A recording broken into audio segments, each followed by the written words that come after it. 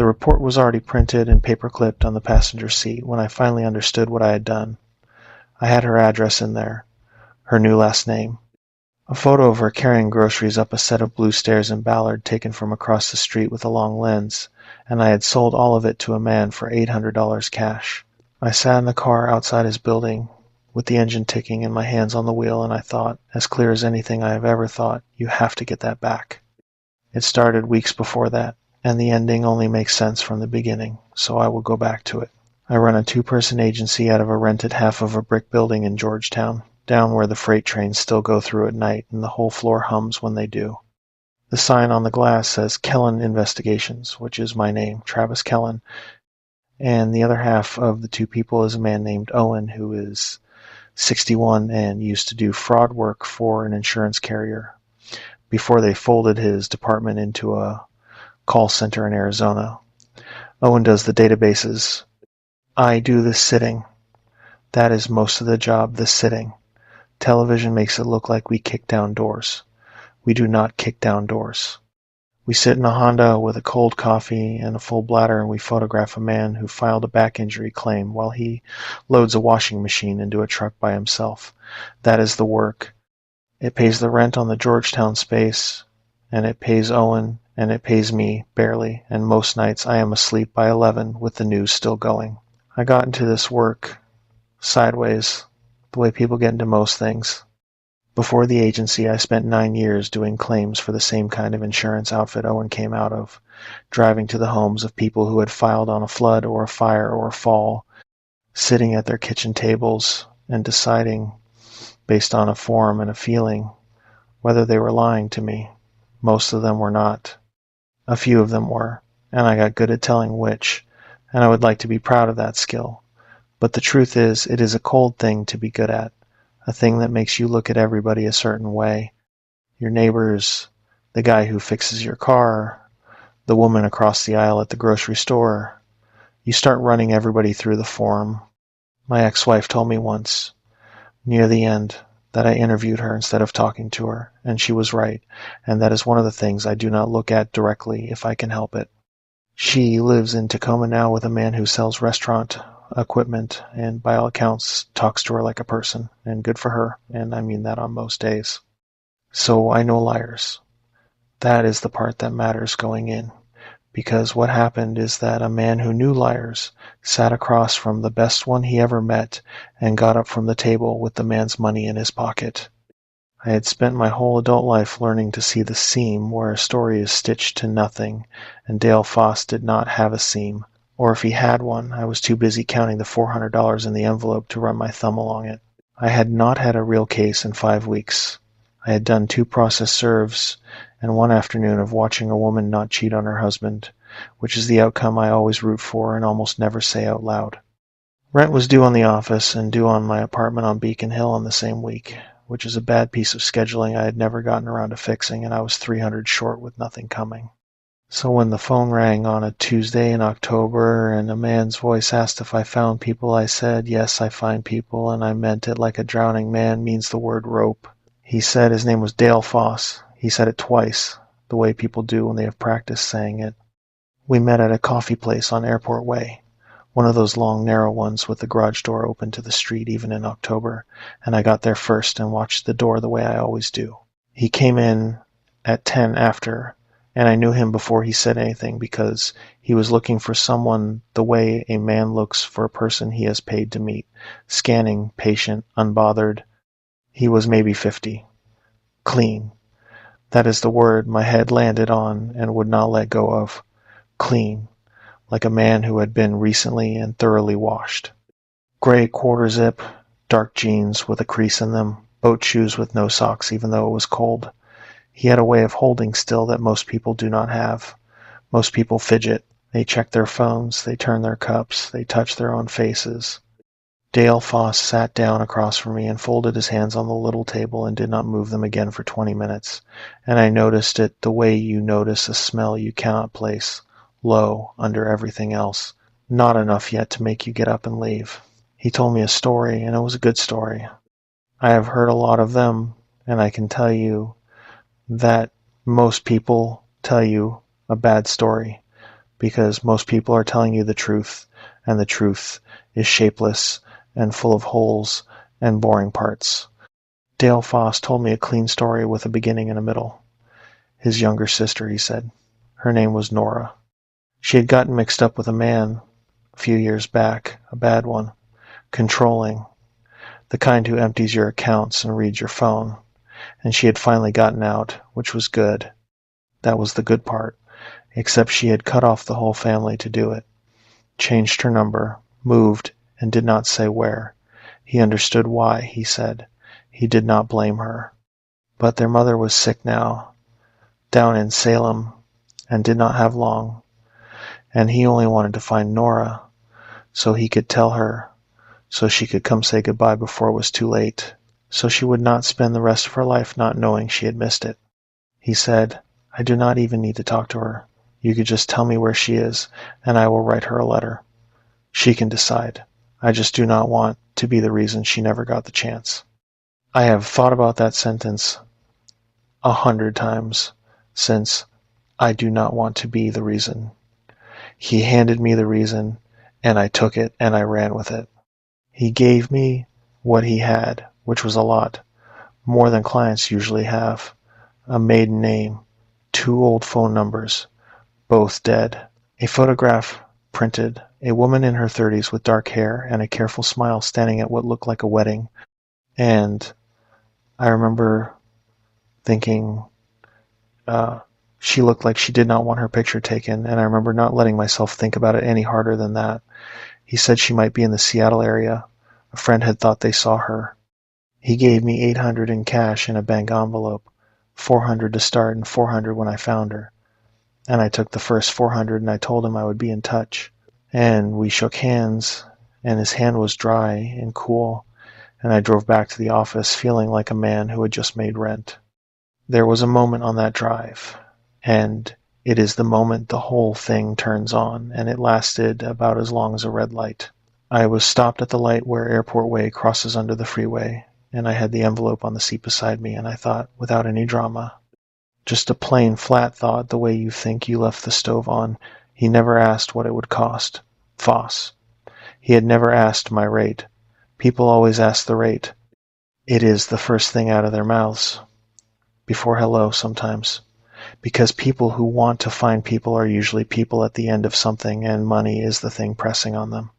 Foss had opened a bank envelope and counted out $800, like he already knew the number, like he had done this before and the number was just the number. And I sat at that light, and I felt the thought try to become a bigger thought, felt it reach for the wedding photo, and the stillness, and the practiced way he said his own name, and then the light turned green, and I drove through it, and I let the thought go, because I needed the rent, and that is the whole story right there, that green light, that is the entire thing. A man had a true thought and drove through it. Owen found the thread in a day and a half. That is the part nobody puts in the movies, how easy it is. People think they disappear. They do not disappear. They just get quiet. And quiet is not the same as gone. Nora had changed her last name legally to a name that was her grandmother's maiden name, which Dale had actually mentioned in passing, the grandmother, and Owen ran that against county records and a utility hookup and a business license for a small operation. She cleaned houses. She had incorporated a little cleaning business, the way you do when you are rebuilding a life, one careful legal box at a time. There was an address that came back to a duplex in Ballard, blue stairs out front, and I drove up there on a Thursday, and I parked across the street, and I did the sitting, and at 4 p.m, a woman with dark hair came up the sidewalk with 2 canvas bags of groceries, and went up the blue stairs, and let herself in with a key from a lanyard around her neck, and I lifted the camera and got 3 good frames before she was inside. That was the moment. I know that now the woman on the stairs, because of what happened when she reached the top, she stopped. She did not look at me. She looked up and down the street, once each way, the whole street, slow, before she put the key in the lock. It was not the look of a person checking for a bus. It was a look I knew because I had done it myself in bad stretches, the look you do when a part of you never fully believes the door is going to keep working. And I sat in my car with 3 photographs of a frightened woman, and I told myself the story Dale Foss had told me, the sick mother, the goodbye, the letter, and I drove back to Georgetown, and I printed the report. I had sat on that duplex for the better part of 2 days before she showed. That is the part the job is actually made of. The 2 days, not the 3 frames. I know that street now better than I know my own. I know the retired couple 2 doors up who walk a fat beagle at 7 and again at 4. I know the kid who works nights somewhere and comes home at 6 in the morning and sits in his car for 10 minutes before he goes in, doing whatever a person does in a car at 6 in the morning to get ready to be alone. I know which house has the wind chime and which one lets its recycling blow into the street. You learn a block the way you learn a face, and the whole time I was learning Nora's block, I told myself a version of the thing that let me keep sitting there, which is that I was doing a kindness. A dying woman in Salem, a daughter who did not know. I was going to be the small quiet hinge that let a family close a door gently before it closed hard. That is the story I ran on a loop in that Honda for 2 days, and it is amazing what you can make yourself believe when the alternative is admitting you do not know who you are working for and you took his money anyway. When she finally came up the walk with those 2 canvas bags, I felt the thing you feel when a sit pays off, the little jolt, the hunter's yes, and I am not proud of that either. A woman came home to make her dinner, and a man in a parked car felt a hunter's yes at the sight of her. That is what I was by then and had not admitted. I got my 3 frames. I watched her stop at the top of the blue stairs and look up and down the street, the whole street, slow, and I filed it, under nothing, under a woman being careful, under none of my business, and I drove away. Owen watched me do it. He is a quiet man, and he watches more than he says. He read the report over my shoulder while I was clipping it, and he said, "You meeting him again or dropping it off?" And I said, "Meeting him," and Owen said nothing for a second, and then he said, "The sister." "Nora. What did she do that the whole family lost her number?" I said, "She got out of a bad relationship." Owen said, "And the brother has her wedding photo." I stopped clipping. I had not put it together. It is such a small thing, and I had walked right past it.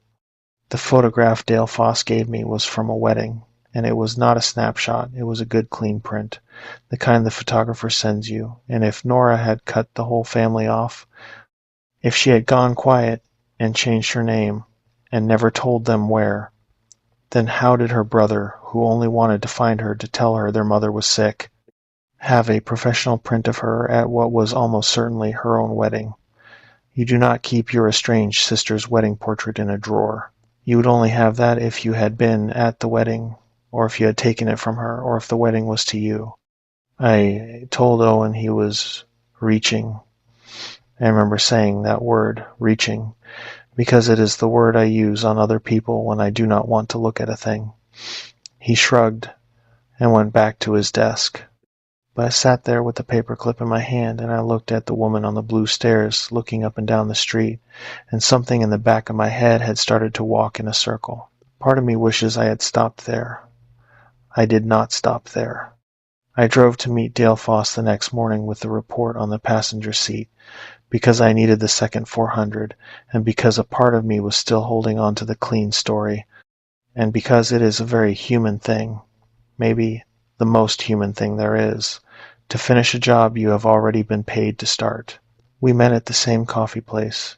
He was already there this time, in the same seat, hands folded, and there was a paper cup in front of him that he had not touched. I sat down and I put my bag on the floor, and I did not take the report out, and I watched him watch me not take the report out. He said, "You found her." I said I had a few things to run down still. I said, "It's slow. The way you talk to a dog you are not sure about."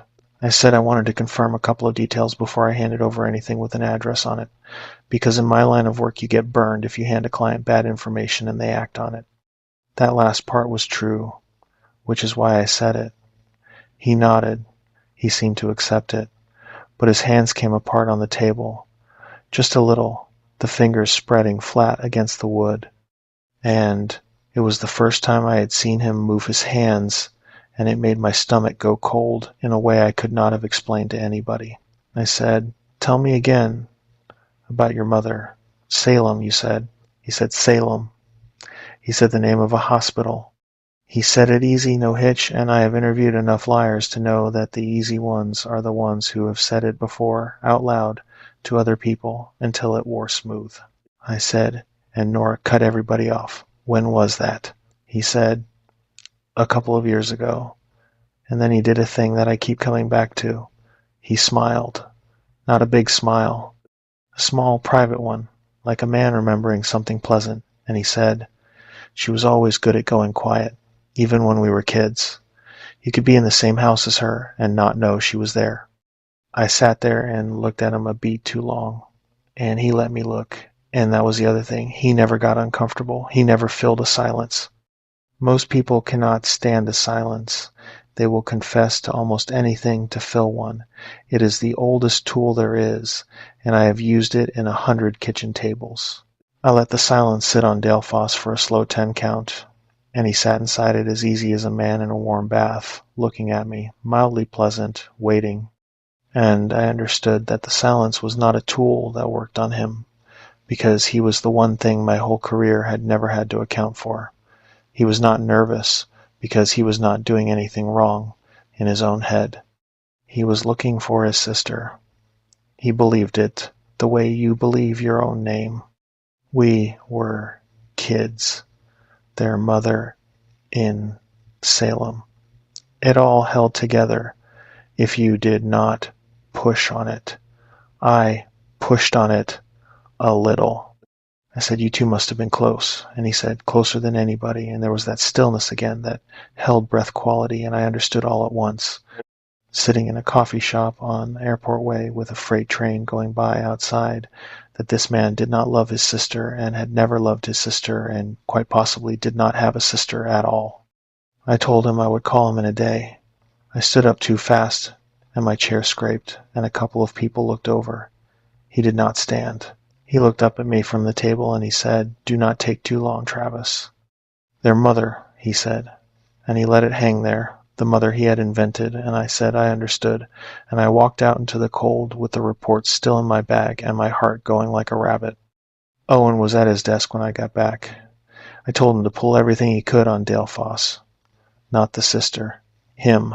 I gave him the phone number Foss had called from and the name and the little I had, and I sat down across from him and I called the hospital in Salem and asked as a family member whether they had a patient by Nora's real last name or the mother's, and they had no such patient, which meant nothing, because hospitals do not confirm patients to strangers on the phone.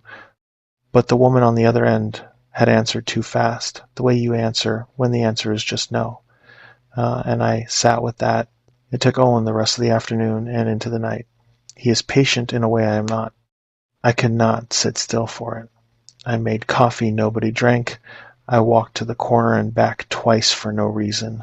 The office gets loud when the freight comes through. The whole floor takes it up into the soles of your feet. And I stood at the window during one of those and watched the cars go by in the dark. And I kept thinking about the way Foss had said we were kids. Present, past, it did not matter. He had said it in a tense that meant the two of them still existed together somewhere, and I thought about a man carrying a girl around in his head for 30 years. And I thought, that is not a brother. And then I thought, you already knew that at the table. You knew it when his hands came apart.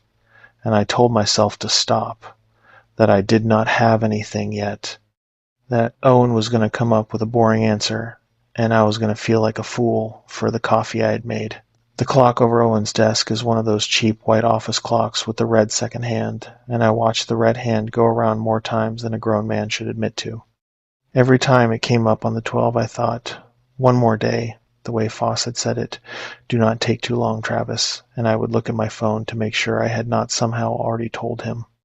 Around 9, he pushed back from his desk and took his glasses off and rubbed the 2 red marks they leave on the sides of his nose, and he said, "Travis," and the way he said my name, I knew it was bad. Dale Foss was not Dale Foss. Or he was, sometimes. Owen had run the phone number through the databases we pay too much for, and it came back to a prepaid account activated 6 weeks ago at a drugstore in Linwood. Dead end. But the photograph was the thread. Owen had scanned the wedding print I left on my desk and run it through the image tools. And the woman in it, Nora, our Nora, came up in a wedding announcement from 11 years back in a small paper down in Oregon, and the man standing next to her in the announcement, the groom, was not named Foss. He was named something else. And that man, the groom, had a record. Not a long one, but there was a protective order in it from 9 years ago, filed by a woman with Nora's first name. And there was a violation of that order 2 years later. And then there was nothing. A clean stretch. The kind of clean stretch that looks like a man reformed, and is sometimes a man who got better at not getting caught. And there was one more thing, and this was the thing that made me stand up and put my coat on. Owen had found a small item, barely an item, from a police blotter in Spokane 3 years back. A man had been questioned after a woman reported that someone had hired a private investigator to locate her, an investigator who had shown up at the shelter where she was staying, asking staff about a client under a false pretext. The investigator had not known. That was the phrase in the blotter. The investigator had not known the nature of the inquiry. No charges. The woman had moved again. The man questioned was released. And the name the man had given the investigator, the false name, was in the item because the reporter had thought it was a colorful detail. It was not Foss. It was a different name, but it was the same trick. A grieving relative, a woman who did not want to be found, a paid stranger with a camera who did not know he was the bloodhound. He had done it before, in another city, to another investigator, and it had almost worked. And the only reason it had not worked was that a shelter worker in Spokane had thought something was off and made a phone call. And here in Seattle, 3 years later, there was no shelter worker. There was just me. I was the shelter worker. I was the one thing standing between this man and the woman on the blue stairs, and I had already taken his money and driven to her door and photographed her buying groceries. My apartment on Beacon Hill is the top half of an old house, and it has always ticked and settled the way old houses do, the radiators knocking, the floor of the empty unit below me shifting, and I had lived there 4 years, and never once heard any of it the way I heard it that night. Every sound was a man on a stair. I got up twice and looked out the window at the street, and there was nothing there. My own car and the neighbor's van and the wet black road. And the second time I stood there longer than I should have, because I had started, without deciding to, doing the thing Nora did, looking up and down the whole street, slow, each way. I had caught it off her, the way you catch a yawn. I stood at my own window at 2 a.m. doing a frightened woman's ritual on her behalf, and I understood in my body what it does to a person to live like that, to have your nervous system handed over to somebody else, to have a man living rent-free in the part of your brain that is supposed to tell you when you are safe, so that it never quite tells you that again. I did not sleep that night. I sat in my apartment on Beacon Hill, with the report on the kitchen table, and I looked at the 3 photographs of Nora coming up the stairs, and I looked at the one where she was at the top looking up and down the street, and I understood at last what she was looking for. She was looking for me. Not me specifically. She was looking for the day a stranger in a parked car finally meant what she had always known a stranger in a parked car would someday mean. And I had been that car. I had sat there and watched her do the one thing that had kept her alive, which was to look, and I had lifted a camera and proven that looking was not enough. In the morning I called Foss and told him I needed one more day, and he was quiet on the line for a long moment, and then he said, "All right, Travis, one more day."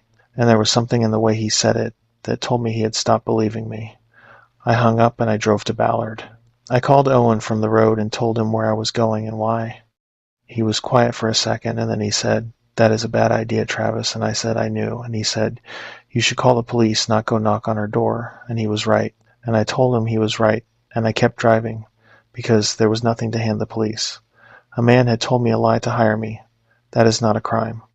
A man had a wedding photo and a smooth story about Salem. That is not a crime. Everything I had was a feeling stacked on a woman I had watched buy groceries, and the one solid thing, the thing that would make a detective sit up, was in Nora's own head, and Nora did not know I existed yet. The only way to change that was to drive to her door and become the second stranger in a week to prove she was right to be afraid. Owen said, "At least let me get a car headed that way," and I said, "Not yet. Give me 20 minutes to talk to her first." Because if I brought a squad car to that duplex, and she saw it before she saw me, she would be out the back window and gone, and I would have chased her into the wind for a man like Foss to find at his leisure some other day. Owen did not like it. He said, 20 minutes, and then I am calling whether you answer or not, and I said fine, and I meant it, and that promise is another one of the reasons we are both alive. Because the 20 minutes were nearly up when it all came apart, and Owen was already dialing when the first light came around the corner. I have gone over that drive 100 times since. I keep looking for the exit I did not take. There was not one. Every road out of that morning led to her door.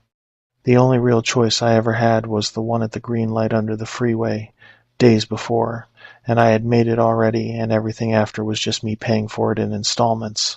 The blue stairs looked smaller in the morning. Everything looked smaller in the morning. I parked one house down instead of across the street, because I could not make myself sit in the same spot, and I went up the stairs and knocked, and I stood there in the cold with my hands shaking, and no plan for what I was going to say to a woman I had spent a week hunting. She did not answer for a long time. I could feel her on the other side of the door. There is a quality to a house when someone inside it is holding still and listening, a kind of pressure, and I had that against my face, like heat off a stove. I knocked again, softer, and I said, through the door, "My name is Travis Kellen. I am a private investigator, and I need to talk to you about a man who hired me to find you." I said it fast, all of it, before I could lose my nerve, and I heard nothing, and then I heard the deadbolt. The door opened as far as the chain would let it. One eye and a slice of her face. She had a phone in her hand already, held up, and I realized she was recording me, and I thought, good, smart, and I held my hands where she could see them. She said, "Who hired you?" I said, "He called himself Dale Foss. Around 50, gray zip-up, drives. I do not know what he drives. I never saw the car. He told me you were his sister, and your mother is dying in Salem, and he only wanted to write you a letter." The eye in the gap did not change, but the color went out of her face. I watched it go. She said, very quiet, "He does not have a sister." I said, I know that now. I am sorry. I found you. I want you to understand that, before anything else, because it is the thing you need to know. I found you and I put your address on a piece of paper, and I have not given it to him, but he knows I found you, and I do not think he is going to wait for me anymore. She shut the door.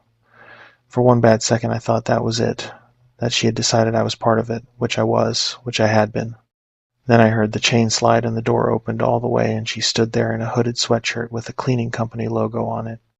This small woman with dark hair and a jaw set so hard I could see the muscles standing out in it, and she said, "Come in, quick," and she looked up and down the street while I did, that same look, and she shut the door behind me and threw the deadbolt and the chain both. Her name was Nora. She told me the rest of it standing in her own kitchen with the blinds down, fast, flat, no tears, the way people tell you a thing they have already cried all the way out years ago. The man in the wedding photo, 11 years. The account he emptied, the phone he read. The night she left, with a trash bag of clothes and her grandmother's ring, and drove until she ran out of gas, and then drove some more. She had done it 3 times. Spokane. Then a town in Idaho she would not name even now. Then here. She changed her name to her grandmother's. She started the cleaning business because you can be paid in checks and cash, and you can control who has your address, which is nobody. Her clients had a phone number and a company name, and that was all. She told me the small things too, and the small things were what got me, because the small things were the size of her whole life. No social media, not even a locked account, because a locked account is still an account, and a photo of a coffee cup can have a street sign in the window behind it. She parked 2 blocks from home and walked the last part on a different route each time, and she had timed it once, how long it took a person to follow somebody who kept changing the route, and she had made herself learn the answer. She did not keep photographs of her own mother, her real one, because a photograph is a thing that can be found and used, and when she said that part, her voice did the only thing it did the whole time that was not flat. It caught one word, and then it went flat again, and she kept going. She had a bag packed. She still had it on her. A small backpack she had grabbed on the way out the window without my even seeing her do it, and in it was everything a person needs to become nobody again in a new city by Friday. She had built the quietest life a person can build, a life with the corners sanded off so there was nothing to catch a hand on, and a man in a coffee shop had handed a stranger $800 and undone all of it in a day and a half. She said, "How did he find you?" Me. Not you. How did he know I was even in Seattle? I said I did not know. And I did not, then. The answer came later. Standing in our kitchen, I did not know, and the not knowing was the worst part, because it meant he was ahead of me, and I had spent my whole career being the one who was ahead. She said we should call the police, and I said yes, and she picked up her phone, and that is when the knock came on the door. It was not a loud knock. That is the thing I remember. In the movies, the villain pounds. This was 3 soft raps, patient, polite, the knock of a man delivering a package, and Nora and I both went still in her kitchen, and through the little window in the top of the door, blurred through the frosted glass, I could see the shape of a tall man in a gray zip-up standing on the blue stairs with his hands folded in front of him. He said, through the door, his voice easy and warm, "Nora, it is me. I have been looking so long. I have never heard anything worse than that. I have played that voice back in my head more times than I can count, because it was gentle. It was a voice you would trust. It was the voice he had used on me in the coffee shop, patient and clean, and I understood that this was the voice, this was the tool, this was the thing that had gotten women into cars and rooms and marriages, this warmth with nothing behind it, and Nora had heard it before, and she made a sound in her throat that I will not try to describe. I got my phone out and dialed 911, put it to my ear, and it rang. And Foss knocked again, 3 soft raps, and he said, "I know he is in there with you. Travis, come on out here and let us all talk. There is no need for any of this." The dispatcher came on. I said there was a man trying to break into a home and gave the address I myself had put on a piece of paper, and she asked me to stay on the line, and I said I would, and Nora was pulling me by the sleeve toward the back of the duplex, and Foss stopped knocking. The silence was worse than the knocking. We stood in her bedroom at the back of the place, and I heard him come down the blue stairs, unhurried, his boat shoes on the wood, and then I heard him walking around the side of the house, through the dead leaves, slow, taking his time, and I understood he was going to try the back. Nora's back door opened onto a little yard and a fence, and the neighbor's yard past that. The door had a deadbolt. It did not have a chain. She threw the deadbolt and we backed away from it, and the dispatcher in my ear was asking me questions I could not answer because I was watching the handle of the back door. The handle turned, down, and stopped, and up, gentle. Then again. Then his voice came through the door, still warm, still patient, and he said, "Nora, this is silly. You know I am not going to leave. You know that better than anybody." And then the warmth went out of it, all at once, like a light switched off, and what was left was flat and low, and I heard it change, and it was the worst sound of the whole thing, worse than the knock, because it was the real one. He said, "Open the door." She did not open the door. He hit it then, once, with something, his shoulder or his boot, and the frame jumped, and a little shower of paint dust came off the top of it, and the dispatcher was saying, "Units are en route." "Is the door secured?" And I said it was secured, but it was not going to hold, and it was not. He hit it again, and the deadbolt held, but the wood around it did not. A long crack ran up the jamb, and Nora grabbed my arm hard enough to leave marks, and pulled me, and we went out her bedroom window. It was a low window. That is the only reason it worked. It was maybe 4 feet off the ground, on the side of the house, away from where he was, and she had it open in the screen out before I understood what she was doing, and she had clearly thought about this window. She had this window in her head, as the window, the way I imagined she had a window in her head in every place she had ever lived. And we went out of it into the wet grass, and along the side of the house and over the low fence into the neighbor's yard. And behind us I heard the back door finally give with a sound like a tree coming down. The neighbor was an old man named Halverson. I know his name because he is the reason we are both still here. He was in his kitchen in a bathrobe when a strange man and a woman he vaguely recognized as the lady from next door came over his fence and pounded on his sliding door. And a lot of men his age would have stood there and asked, "What the hell?" But Halverson took one look at Nora's face and opened his door and pulled us in and shut it and locked it, all in about 3 seconds. And then he picked up his own phone. Later he told the detective he had seen the man from next door before, twice, he said, sitting in a truck down the block at night over the last week. He had thought about calling somebody and had not, because what do you call about a man in a truck? That was the answer to Nora's question, the one I could not answer, in her kitchen. Foss had not found her through me. He had already found her. He had been watching that duplex for a week, maybe longer, sitting in a truck down the block at night, and he had hired me not to find her, but to confirm her, to be sure, to have a professional put it in writing so that when he finally went up those blue stairs, he would not be going up the stairs of some stranger who only looked like the woman he was hunting. I was not the bloodhound. I was a second opinion. He had wanted to be certain before he did whatever he had driven all this way and waited all this time to do. We stood in Halverson's kitchen, the three of us, and we listened. For a while there was nothing. Then I heard, from next door, a kind of methodical sound. Drawers, a closet, the sounds of a man going through a house that he believes still contains the person he came for, and I thought, he does not know we went over the fence. He thinks we are still in there. And I put my hand over Nora's mouth without thinking about it, gently, and she let me, and the two of us stood there in a stranger's kitchen, listening to a man take her home apart looking for her. I have never been so aware of sound. Halvorson's refrigerator ran and then stopped, and the stopping was so loud I flinched. A clock somewhere in his house ticked. Nora was breathing through her nose against my palm, fast and shallow, and I could feel her heart in the arm I had wrapped around her, going like something small and trapped. And I remember thinking that I did not know this woman, that I had known she existed for a week, that a week ago she was a maiden name on a legal pad, and now I had my hand over her mouth in a stranger's kitchen, and her heart was beating against my arm, and it was my fault she was here. Halverson did not say a word. He just stood at his front window in his bathrobe, with the phone to his ear, talking low to a dispatcher, giving his own address and then Nora's, saying it twice, calm as a man reading a weather report.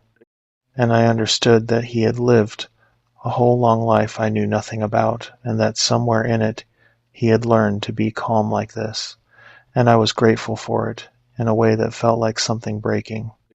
Next door the sounds went on. A cabinet, a heavier sound, furniture moved. Then, for a stretch, nothing at all, and then nothing was worse, because nothing meant he had stopped searching, and a man who stops searching is a man who has started thinking, and I did not want Dale Foss thinking. I wanted him tearing the place up. As long as he was tearing the place up, he believed she was in it. The quiet meant he had begun to wonder about the window, about the fence, about the old man's house with the light on next door. I felt Nora feel it too. Her whole body changed. And then, thank God, the first blue and red light came around the corner without a siren, the way they do when they do not want to announce themselves, and then there were two of them, and then there were more. I did not see them take him. I was on the floor of a stranger's hallway when it happened, so all I have of it is the sound. Halverson made us sit on the floor of his hallway, away from the windows, and Nora and I sat on the carpet with our backs against the wall and our knees up, two adults hiding on the floor of an old man's house, and we listened to it happen next door and across the yards. Men's voices, raised, the flat official kind, a dog somewhere going out of its mind. A period of quiet, then a lot of movement, then the particular silence that comes after. It was maybe 20 minutes. It felt like a night. A young officer came to Halverson's door, and we let him in, and he asked which of us was Nora, and Nora said she was. And he asked which of us had called, and I said I had. And he looked at me for a second longer than he looked at her, because he had already been told there was a private investigator in this, and the way he looked at me was a look I earned and have not stopped earning since. They had Foss. He had not run. That was the thing that got into me later, that he had not run. When the first officers came through the broken back door, he had been sitting on the edge of Nora's bed, calm, hands where they could see them, and he had told them there had been a misunderstanding with his sister, and he had kept saying it, my sister, in that warm, patient voice, all the way out to the car, even as they were reading him his rights. A man who had come apart a woman's back door with his shoulder, sitting on her bed telling police she was his sister. I do not know which is worse, that he believed it or that he did not.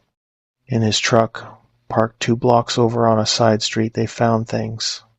I only know some of what they found because I gave a statement, and the detective told me some of it later, in a way I think was meant to make me understand exactly what I had almost helped happen. There was a bag. In the bag there were the kinds of things a man brings when he does not plan for the person to be able to call anyone afterward. I am not going to lay them all out. Some of what was in that bag I have made myself stop picturing. There was rope, and there was tape, and there was a second license plate that did not belong to the truck. There was a folder, and in the folder there were papers, and some of the papers were mine, my report. Not the one I never handed him. An earlier one, a draft from my own trash.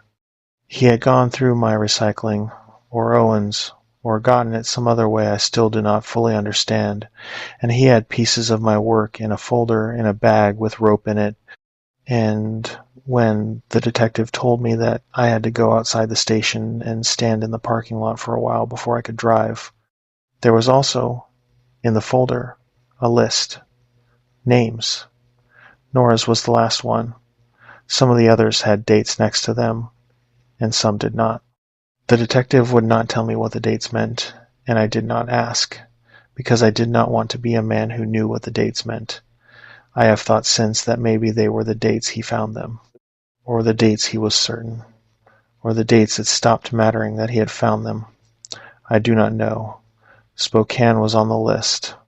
Idaho was on the list. A town. And I thought about Nora saying she would not name the town in Idaho even now, and I understood that she had been right not to. That quiet had kept her alive for years, and would have kept her alive longer if a broke investigator on Beacon Hill had turned down $800. They kept me most of that day. I gave a statement in a small room with a detective named Sergeant Ruiz, a heavy-set woman with reading glasses she kept pushing up into her hair and then looking for, and she was decent to me in a way I did not deserve. I told her everything.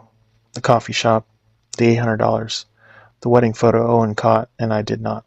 The one more day I had bought, twice, which is the only reason there was a day left at all when I finally drove to Ballard.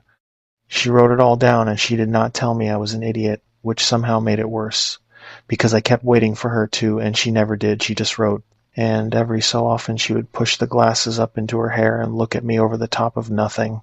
At one point she said, "You know, most of the time this goes the other way. A guy like Foss hires a guy like you, and the guy like you never thinks twice, drops the address, cashes the check, drives home." She said it flat, not to make me feel better. She said, "The wedding photo. Your partner caught the wedding photo. That is the only reason we are having this conversation and not a different one." And I sat there and I thought about Owen at his desk taking his glasses off, and I thought that if I had been alone, if I had not had a quiet man who watched more than he said reading over my shoulder, I would have driven to that coffee shop and handed Dale Foss a piece of paper with a woman's front door on it, and I would have gone home and slept fine, and I would never have known. That is the part that does not leave.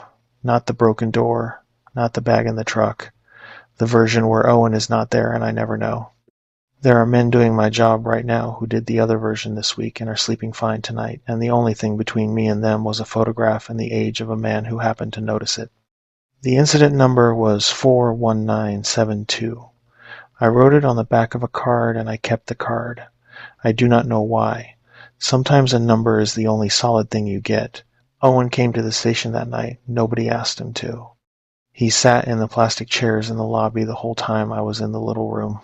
An old man in a windbreaker with his hands folded, and when they finally let me out, he stood up and did not say anything. Just looked at me and then he said, "You drove up there, I heard you go. I was dialing before you knocked." He said it like it settled something between us, and maybe it did. On the way out to the lot, he said one more thing. He said, "The photo," if I had not seen the photo, and let it hang. And I said, "I know." And he said, "No, listen to me. That is not the lesson." He stopped in the doorway, and he looked tired in the fluorescent light, tired in the way that comes from doing a version of this job for 40 years. He said, "The lesson is that the photo was there the whole time. It was on your desk. You handed it to me. You just did not want to look at it because you needed the rent." And then he pushed the door open and we went out into the cold, and he never said anything about it again, not once, in all the sitting we have done since. My license did not get pulled, which surprised me. There is no rule against being fooled. There is a rule against a lot of things, but being lied to by a client is not one of them. And I had not broken the ones there are rules against. I had not misrepresented myself to a shelter. I had not trespassed. I had run a legal skip trace on a person for a client who had a good story. Sergeant Ruiz told me that too, that I had not technically done anything, and she said the word technically the way you set something down carefully because it might go off. I have not run a locate since. Owen still does the databases. We do the sitting, the back injuries, the workers' comp, the man loading the washing machine. I turn down the locates now, all of them. Somebody calls and says, they are trying to find someone who does not want to be found, a birth mother, an old army buddy, a sister who went quiet, and my whole body goes cold. And I tell them I do not do that work anymore. And I give them a name of somebody who does. And then I sit in the office for a while feeling like I have handed a loaded thing to a stranger. Because I have. Nora, I saw one more time. She came by the office a week after, which took a kind of courage I will never have, to walk into the office of the man who found you for the man who was hunting you. She did not stay long. She had the hood up on the cleaning company sweatshirt, and she stood just inside the door like she wanted to be able to leave fast, which of course she did. That is how she lives. That is how she is alive. She said she was going. That was the word she used. Going. Not moving. Because moving is a thing you do to a new address, and going is a thing you do to the whole idea of an address. She would not tell me where. She was right not to. I had proven exactly how much my knowing was worth. She said, "I do not blame you." She said it like she had practiced it, and maybe she had said it in the car on the way over the way Foss had practiced his mother in Salem, and I do not know if she meant it, and I did not deserve to ask. She said, "You drove up. When it mattered, you drove up.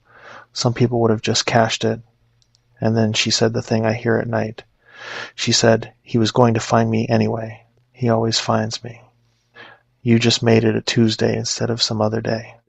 And she pulled the door open and looked up and down Airport Way, once each direction, the whole street, slow, and then she was gone, and I have not heard from her since. And I hope with everything in me that I never do, because the day I hear from Nora is the day something has gone wrong. Foss did not go the way you would want. I followed it for a while, the case, the way you pick at a thing. He was charged.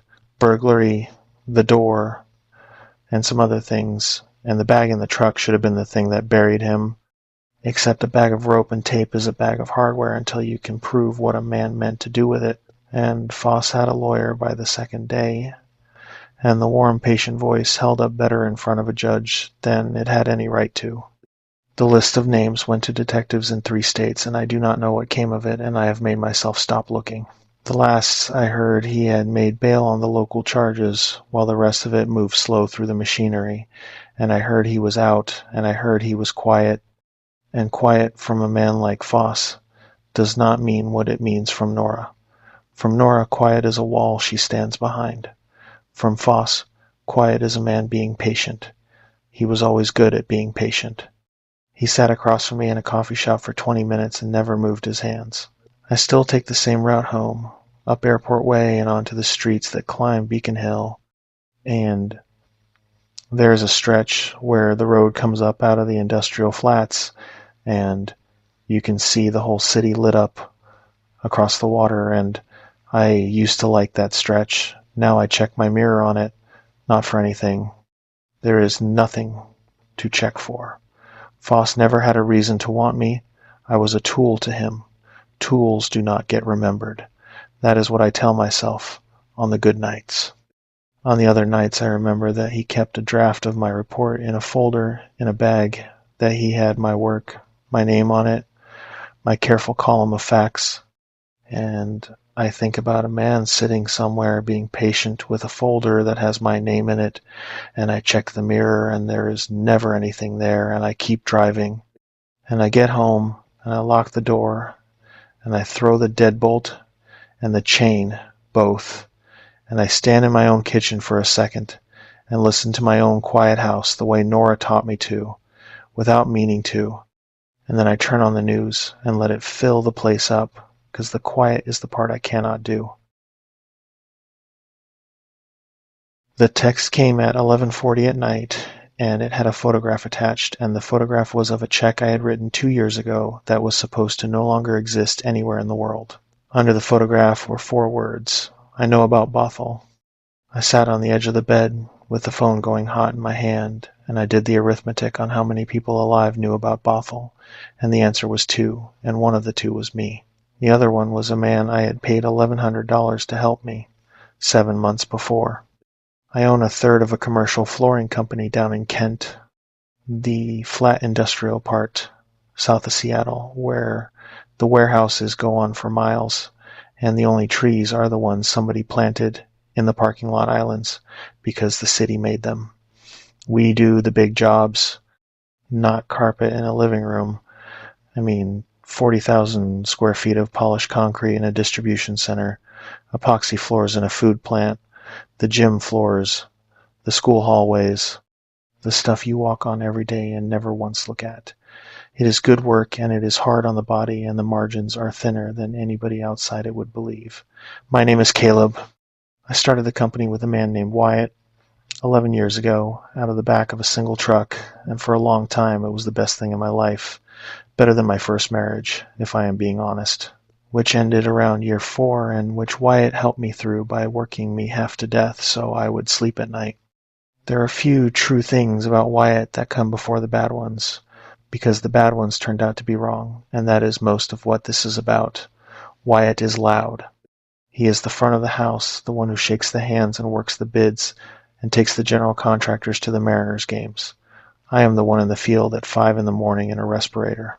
That division worked for 11 years. It made us both a decent living. Wyatt has a lake place up north he is proud of, and a bass boat he is prouder of, and I have a paid-off house in Renton and an ex-wife I am on fine terms with, and a younger brother named Nathan who I talk to every day. And for a long stretch there I would have said I had built exactly the life I wanted with exactly the partner I would have picked. The divorce matters to what came later, so it belongs here. My first marriage ended in the 4th year of the company, and it ended the ordinary way, not with anybody being a villain, just 2 people who had stopped being able to find each other in a house, and I did not handle it well. I stopped sleeping. I would lie there running the same loops, what I did wrong, what I should have said, what she meant by the last thing she said, the way you do, and why it is the one who got me through it. And he did it in the only language either of us speaks, which is work. He booked us solid. He took every job that came. He put me in the field 60 and 70 hours a week, and he never once said a soft word about my marriage, because he knew I did not want soft words. I wanted to be too tired to think. And he gave me that, month after month, until the loops finally wore down and I could sleep again. A man does not forget that. When you have knelt on 100 slabs at 5 in the morning because your best friend understood that motion was the only thing keeping you off the floor, you do not easily come to believe that same man is robbing you. That history is exactly why I could not confront him and exactly why I could not let it go, and a man like Rick Mercer lives in that exact gap, the gap between people who love each other and cannot talk to each other, because that gap is full of frightened people looking for somewhere to set down what they are carrying. Then the numbers started to feel wrong. I am not an accountant. That was part of the problem. Wyatt handled the money side because Wyatt was the office and I was the field. And for 11 years I signed what he put in front of me because that is what partners do. They divide the world so neither one has to hold all of it. But we had a bad year, the kind where 2 big jobs went sideways at once. One was a cold storage facility out by the port where the slab kept sweating and we had to redo a section on our own dime, and the other was a school district job where the district changed the scope 3 times and then dragged their feet paying. So we were floating a lot of material cost with nothing coming back.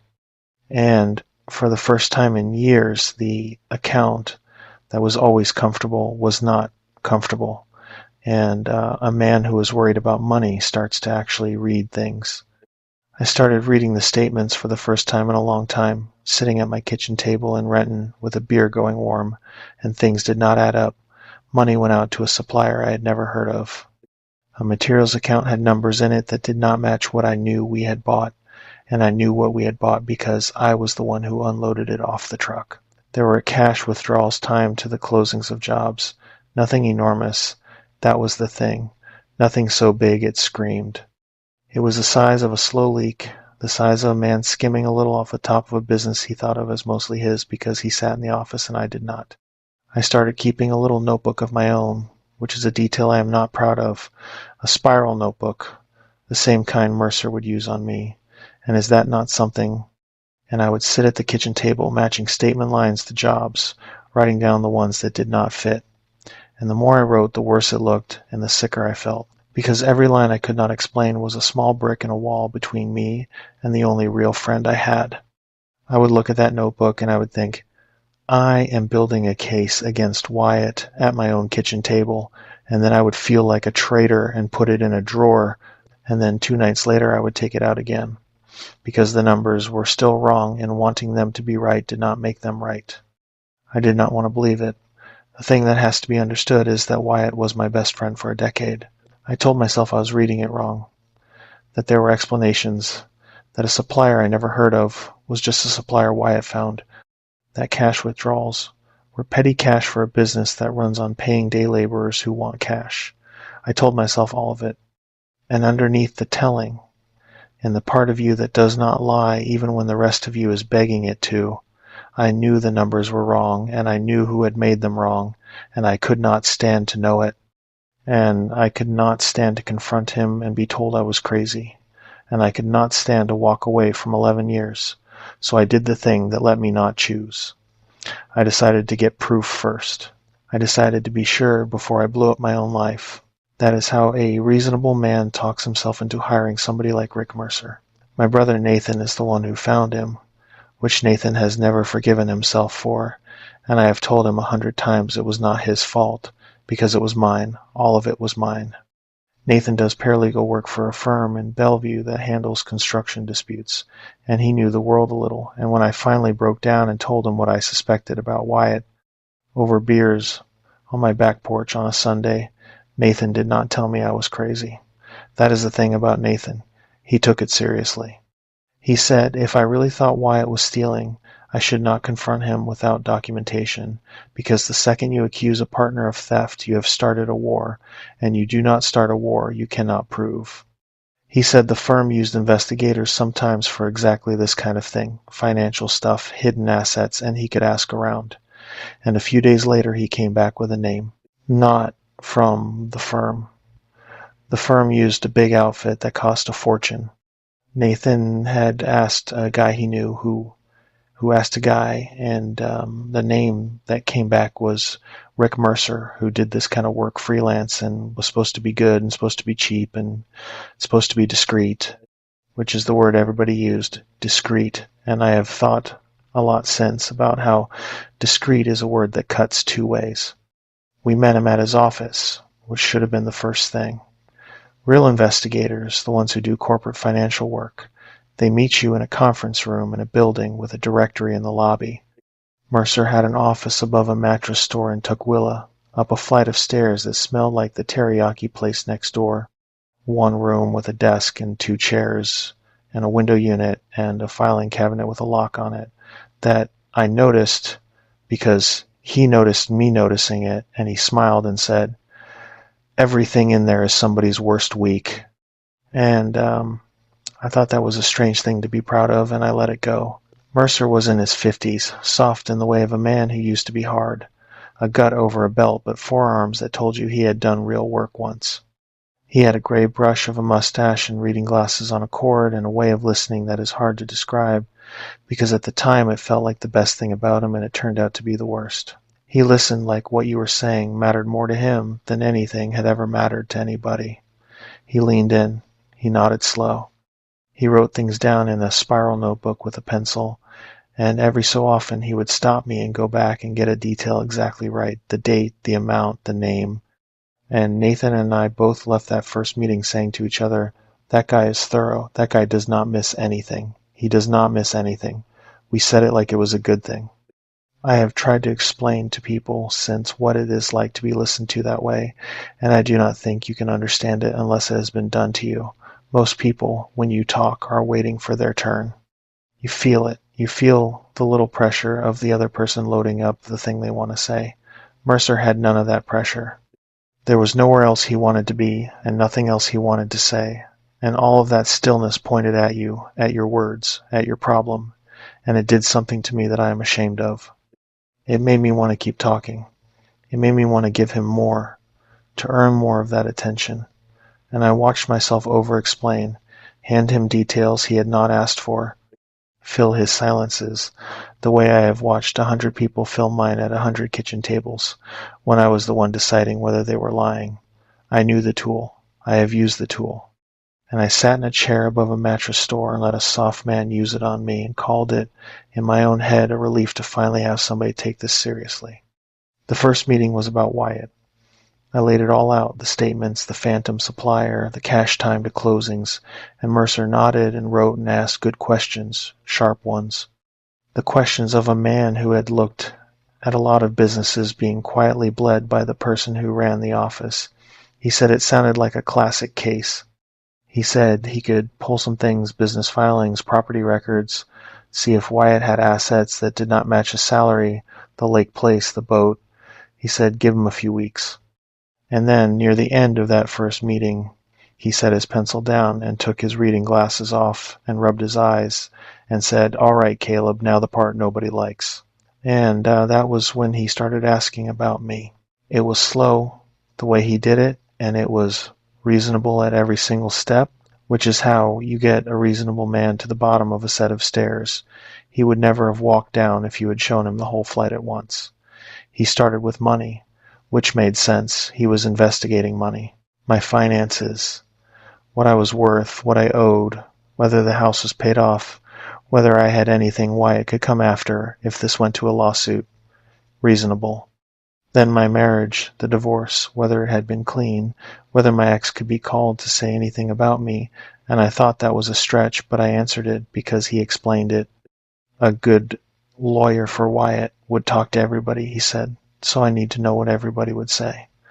Then it got more personal than that. He asked whether I drank, how much, whether I had ever driven when I should not have. He asked whether there was anything in my past, anything at all, an arrest, a fight, a woman, a debt, a thing I had done on the job. He asked it all in that same warm, reasonable voice, and each question by itself was a question a careful investigator might ask, and it was only much later, laying them end to end, that I saw they were not the questions of a man building a case against Wyatt. They were the questions of a man taking inventory of me. He was not learning what Wyatt could use against me in a lawsuit that was never going to happen. He was learning what he could use against me in a room at 11:40 at night, 7 months later. And I answered everyone. because he had spent the whole meeting teaching me that answering him felt good. He said, "In a case like this, it is never just about the other guy. If this ever goes anywhere, a lawyer, the state, a lawsuit, Wyatt is going to come back at you with everything he has got, and I need to know what he has got before he uses it. So I am going to ask you some things, and I need you to be honest with me, more honest than you have ever been with anybody, because I cannot protect you from a thing I do not know about." He said it kindly. He said, "Everybody has got a Bothell." That was the first time I heard the word from him. He did not know about Bothell yet. He was using it as a figure of speech. Everybody has got a Bothell, meaning everybody has got the one job, the one thing, the week they are not proud of. And he leaned in with his elbows on the desk and his kind eyes, and he said, "So what is yours?" And I told him, Nathan says, I hesitated before I answered. He was in the chair next to me, and he says, "I sat there for a second and looked at the floor first, and maybe I did, but it did not feel like hesitation from the inside. It felt like relief, and that is the part I cannot forgive myself for. That telling Rick Mercer about the worst thing I ever did felt good. It felt like setting down something I had been carrying by myself for 2 years. He had built the whole meeting toward that feeling.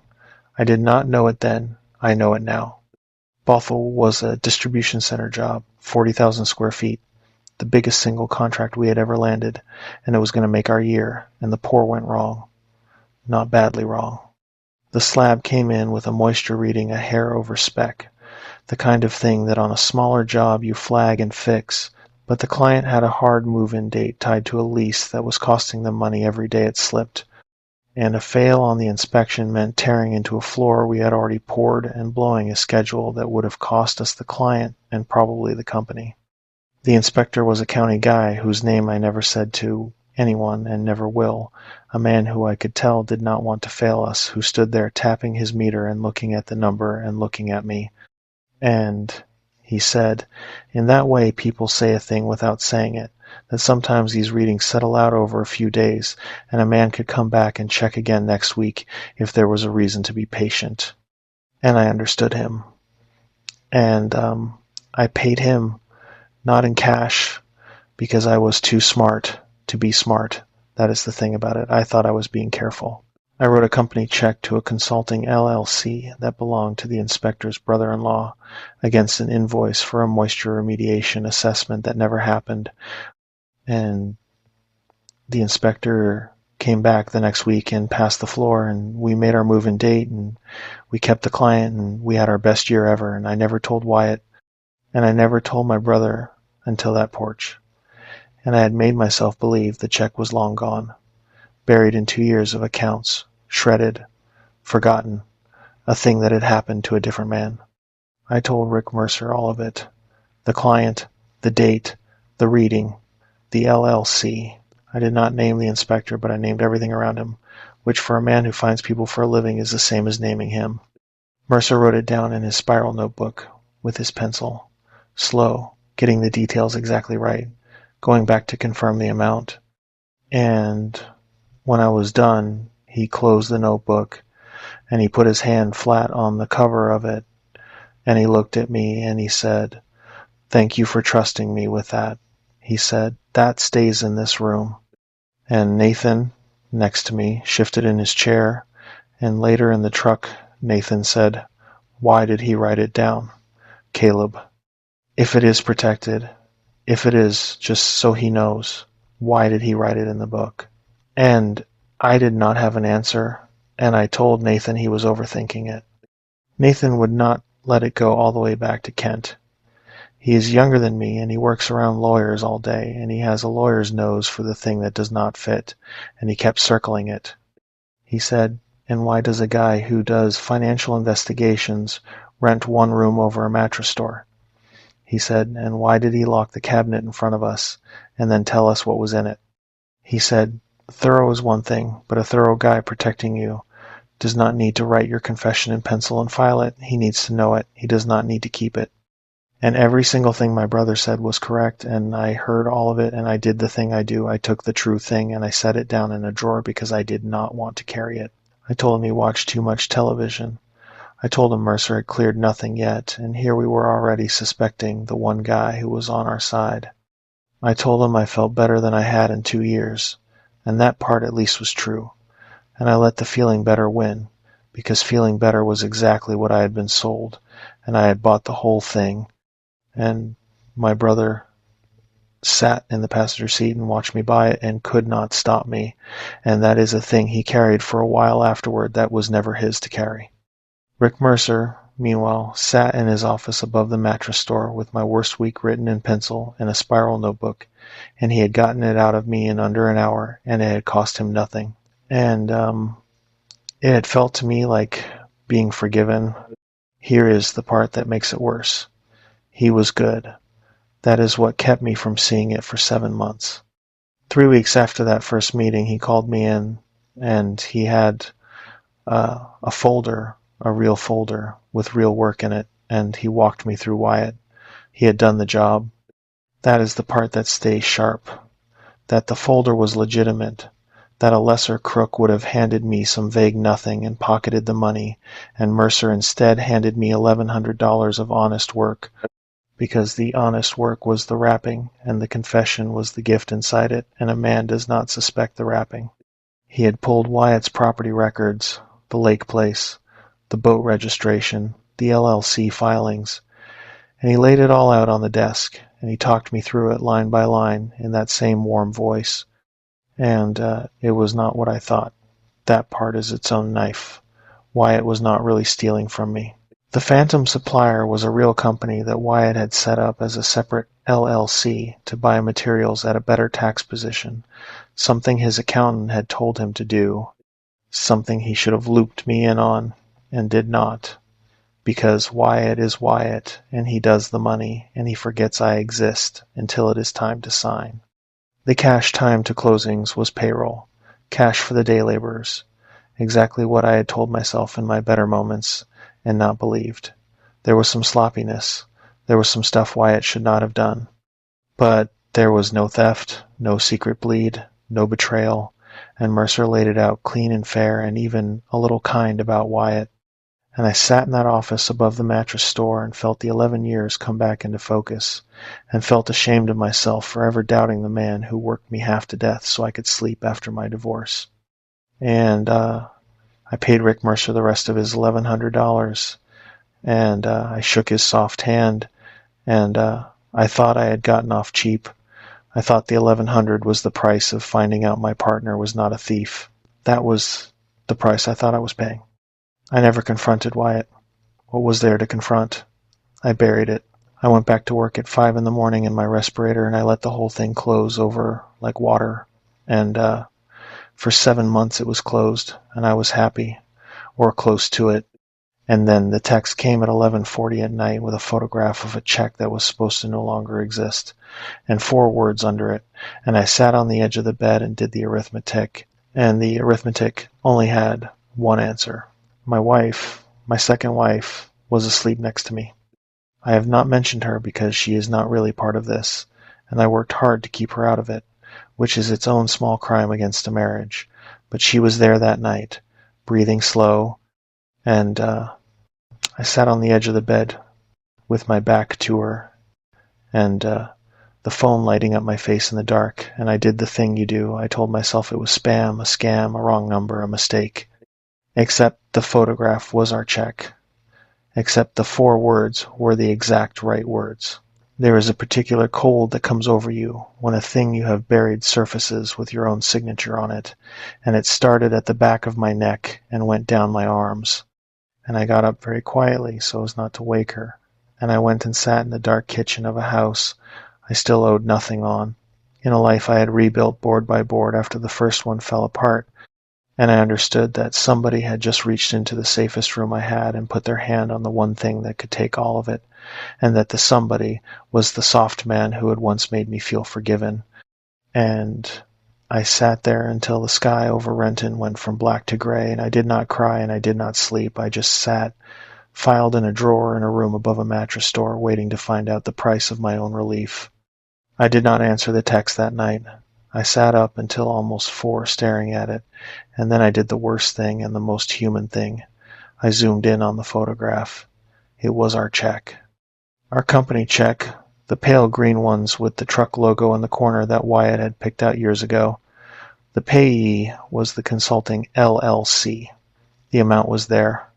My signature was there, my actual signature, and the memo line. And I had written a memo, God help me, I had written moisture assessment on the memo line to make the fake invoice match. And there it was in my own hand. A lie I had signed and dated, photographed, and sent back to me at 11:40 at night with 4 words. I know about Bothell. The next morning I called Nathan before I called anyone. I read him the text over the phone and he was quiet, and then he said the thing I already knew and had spent the night refusing. He said, Caleb, the notebook.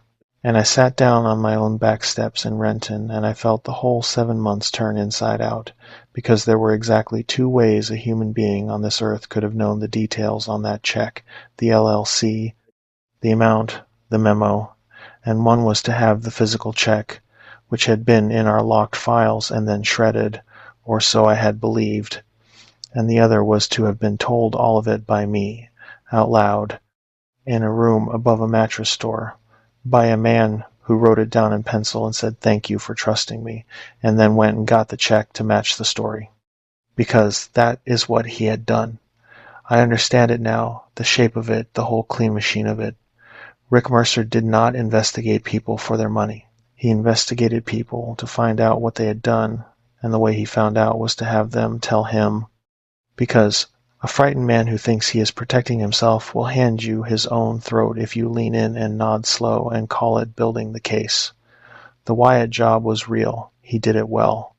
He did it well on purpose, because a satisfied client is a quiet client, and a quiet client does not go telling people about the investigator who asked so many questions. He solved my little problem for $1,100, and in exchange, I gave him the real product, which was Bothell, and he filed it in the cabinet with the lock, the cabinet he had been proud of. Everything in there is somebody's worst week, and he had smiled when he said it, and I had let it go. The texts came at a rhythm after that, never threatening in the words. That is what I learned about how it actually works. It is almost polite. It is almost gentle, the same gentle I should have run from in the office. A few days after the first one, another. This one had a number in it, $9,000. Just the number, and then, separately, hours later, a line that said, "This is not about being greedy. This is about you being able to sleep." He knew what he had. $9,000 is a number a man like me can find without a loan and without a paper trail and without telling his wife, if he had a wife, or his partner, or his brother. $9,000 is priced exactly at the level of, I can make this go away and never think about it again. It was not priced at ruin. Ruin makes people desperate, and desperate people do unpredictable things like walk into a police station and confess to a 2-year-old bribe just to make the call stop. $9,000 was priced at relief. He had priced my relief the way he had bought it the first time, for the cost of leaning in and listening. He was very good at knowing what relief was worth to a man. I almost paid it. That is the truth of it. I sat with my banking open and my thumb over the transfer, and I did the math. A man does. 9,000 against my house, my company, my name in the trade, a floor I had signed, a lie about, and I came within a breath of paying it, and the only reason I did not is Nathan. Nathan came over that night and sat at my kitchen table, and he would not let me. He said, Caleb, it is never 9,000. He said, you pay the 9 and you have told him the price works. And then in a year the truck needs a new transmission for him, or the boat needs whatever, and it is another 9, and you are his now. You belong to him. You will pay this man for the rest of your life in installments, priced exactly at what you can stand, and he will bleed you the way you thought Wyatt was bleeding the company, a little at a time. Nothing so big it screams. And that landed on me like a slab because it was true, and because I had spent a bad year learning exactly what a slow, quiet bleed looks like from a man who runs the office of your life. So we did not pay. We did something stupider, and I would not recommend it, and it is only luck and my brother that it did not go worse than it did. We decided to find out if I was the only one. Nathan still knew the guy who'd given us Mercer's name. He worked it backward, careful, a beer here, a lunch there, framing it as a satisfied customer looking to send referrals, which is a thing that happens. In over about 2 weeks, he found 2 other people who had used Rick Mercer. One would not talk at all, went cold the second Nathan got specific, hung up, which told us plenty. The other was a man named Trent who owned a couple of pizza franchises out in Federal Way, and Trent, once Nathan got a careful few sentences into it, went very quiet on the phone and then said, "Is he doing it to you too?" Just like that. Is he doing it to you too?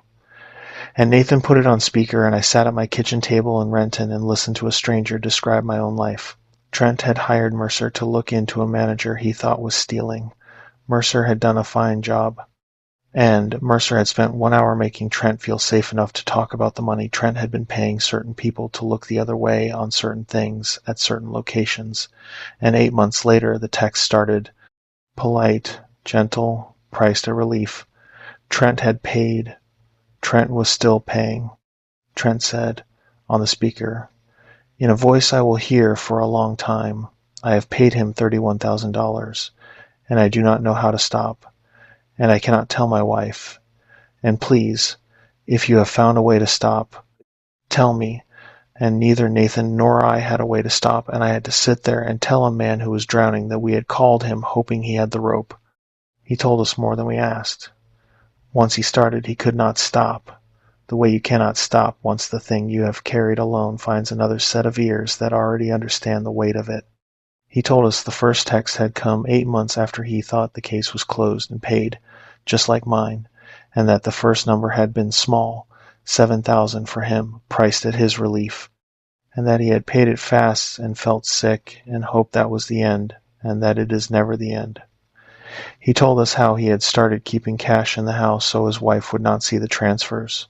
He told us he had begun to hate his phone, that a text sound, any text sound, from anybody, made his stomach drop, so that even his kids texting him goodnight had become a small terror. And then he said the thing that I think about most. More than the drawer, more than any of it. He said, "The worst part is, he was so nice to me." Nathan and I did not say anything.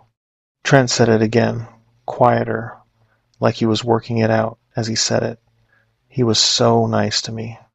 I told him things I never told anybody because he was so nice, and I have wondered ever since whether he was ever a real investigator at all, or whether the investigating was just the thing he did to get the door open. And that was the closest anybody ever came in all of it to saying what Rick Mercer actually was, and it came from a pizza man in Federal Way at the end of his rope. And Nathan reached over and turned the recorder on my phone off, gently, because some things a man says should not be kept in anybody's drawer, not even ours. We should have gone to the police right then, I know that. Every person I have told this to has said it at that exact point in the telling. You should have gone to the police, and they are right, and I did not. And the reason I did not is the same reason Trent had paid $31,000. To go to the police, I had to hand them Bothell. I had to walk into a building and tell a detective that 2 years ago I bribed a county inspector and signed a check to cover it, and that is a crime, my crime, a real one with a real name, and there is no version where I turn in Rick Mercer without turning in myself. That is the whole genius of the thing. He was not selling silence about somebody else. He was selling silence about you. And the only key to the lock was your own confession, and he had built it so that the door to help was the same door as the door to prison.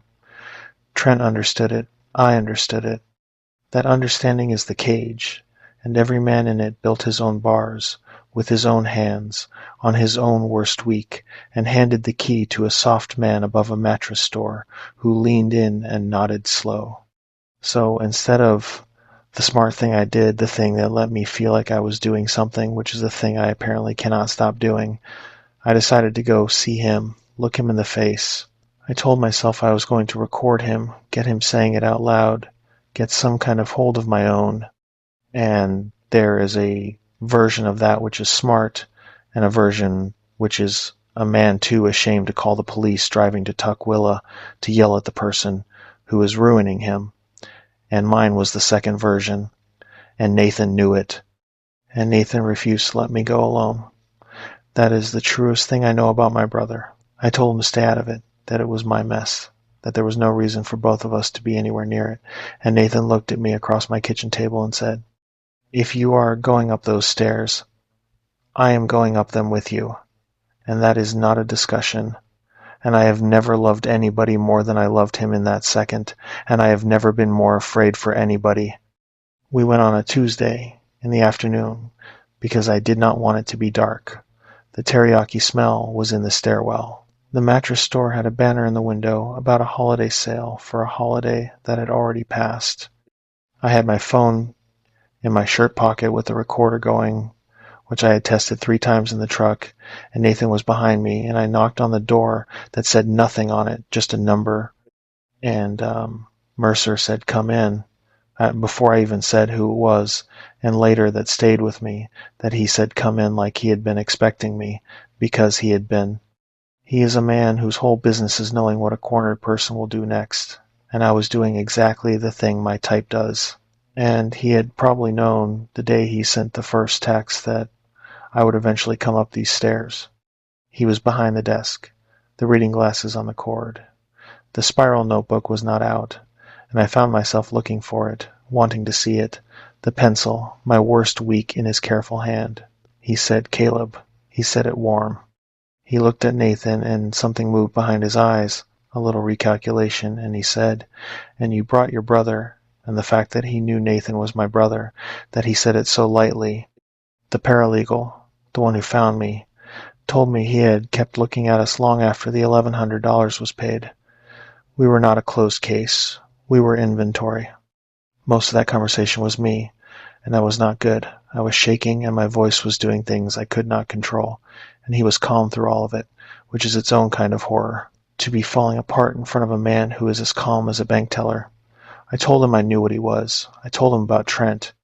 That was a mistake, saying Trent's name, and I saw it be a mistake. I saw him file it, and I have worried about Trent ever since. I told him I had him recorded, which was a bluff about what I had so far, and I told him it was over. And he let me finish. He let me run all the way down the way he let silences run. And when I was done, he took his reading glasses off and folded them and set them on the desk, and he said, "Caleb, sit down before you fall down," and I did not sit down. And he shrugged like a man whose advice you are free to ignore. Then he told me, without ever once saying anything a recording could use, exactly how it was going to go. He did it in hypotheticals, and in that gentle voice. He said, "A man in my line hears a lot of confessions, and a careful man keeps records, and a careful man makes arrangements, so that if anything were ever to happen to him, an accident, an arrest, anything at all, those records do not disappear. They go out." He said it like he was explaining a warranty. He said, "So the worst thing that could happen to a man like you is not that you keep paying me. The worst thing that could happen to you is that something happens to me. You should want me to have a very long and healthy and comfortable life, Caleb. You should want that more than almost anyone." And he smiled the smile, the kind eyes, and he opened the top drawer of his desk, slow, to get a business card. He said, "In case you lose my number." And I saw what else was in the drawer next to the cards, dark and matte and not a stapler, and he saw me see it, and he did not touch it, and he did not need to touch it. It was just there. The way the lock on the cabinet had just been there the first day, a thing he let you notice, and he took out a card and set it on the edge of the desk toward me and closed the drawer. Nathan got me out of there. I do not remember deciding to leave. I remember Nathan's hand on my arm, and Nathan saying, "Lo, we are leaving now, Caleb, thank you, we are leaving," being polite to the man, being calm, getting us both down the teriyaki stairs and out into the gray Tukwila afternoon and into the truck. And Nathan drove. I could not have driven, and neither of us said anything until we were on the freeway. And then Nathan said, "That was the drawer, right? I did not imagine the drawer." And I said, "No, you did not imagine it." And we drove back to Renton, not talking. Two grown men who had gone up a flight of stairs to take back control of a life, and had come down understanding they never had it. For about 3 weeks after the stairs, I did nothing, which is what he wanted. Doing nothing is the natural state of a man in that cage. The text backed off for a bit, the way he knew to let a fish rest, and I told myself maybe it was over. Maybe going up there had cost him something too. And that was another comfortable lie in a life I was starting to see had been mostly comfortable lies. Then the text came back, and they had changed. And the change is what finally moved me, because they were not about me anymore. One of them mentioned Nathan. It was gentle, of course. It said something about how I was ashamed to see a young man with a good future at a good firm get pulled into somebody else's problem, and how careers in a small legal community can be delicate things, and how it would be a shame, that word again, if a certain someone's involvement in a certain matter became known to certain people. And I understood that by coming up the stairs, my brother had made himself into inventory too. Mercer had a file on Nathan now, or he was building one, or he wanted me to believe he was, which for the purposes of the cage is the same thing. He had reached past me and put his soft hand on the one person I had left that I would burn the world for, and that, in the end, is the only reason I did the thing I should have done at the very beginning. Not to save myself.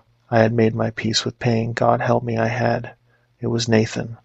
He should never have been on those stairs, and he was on those stairs because of me. And I was not going to let this man own my brother the way he owned Trent.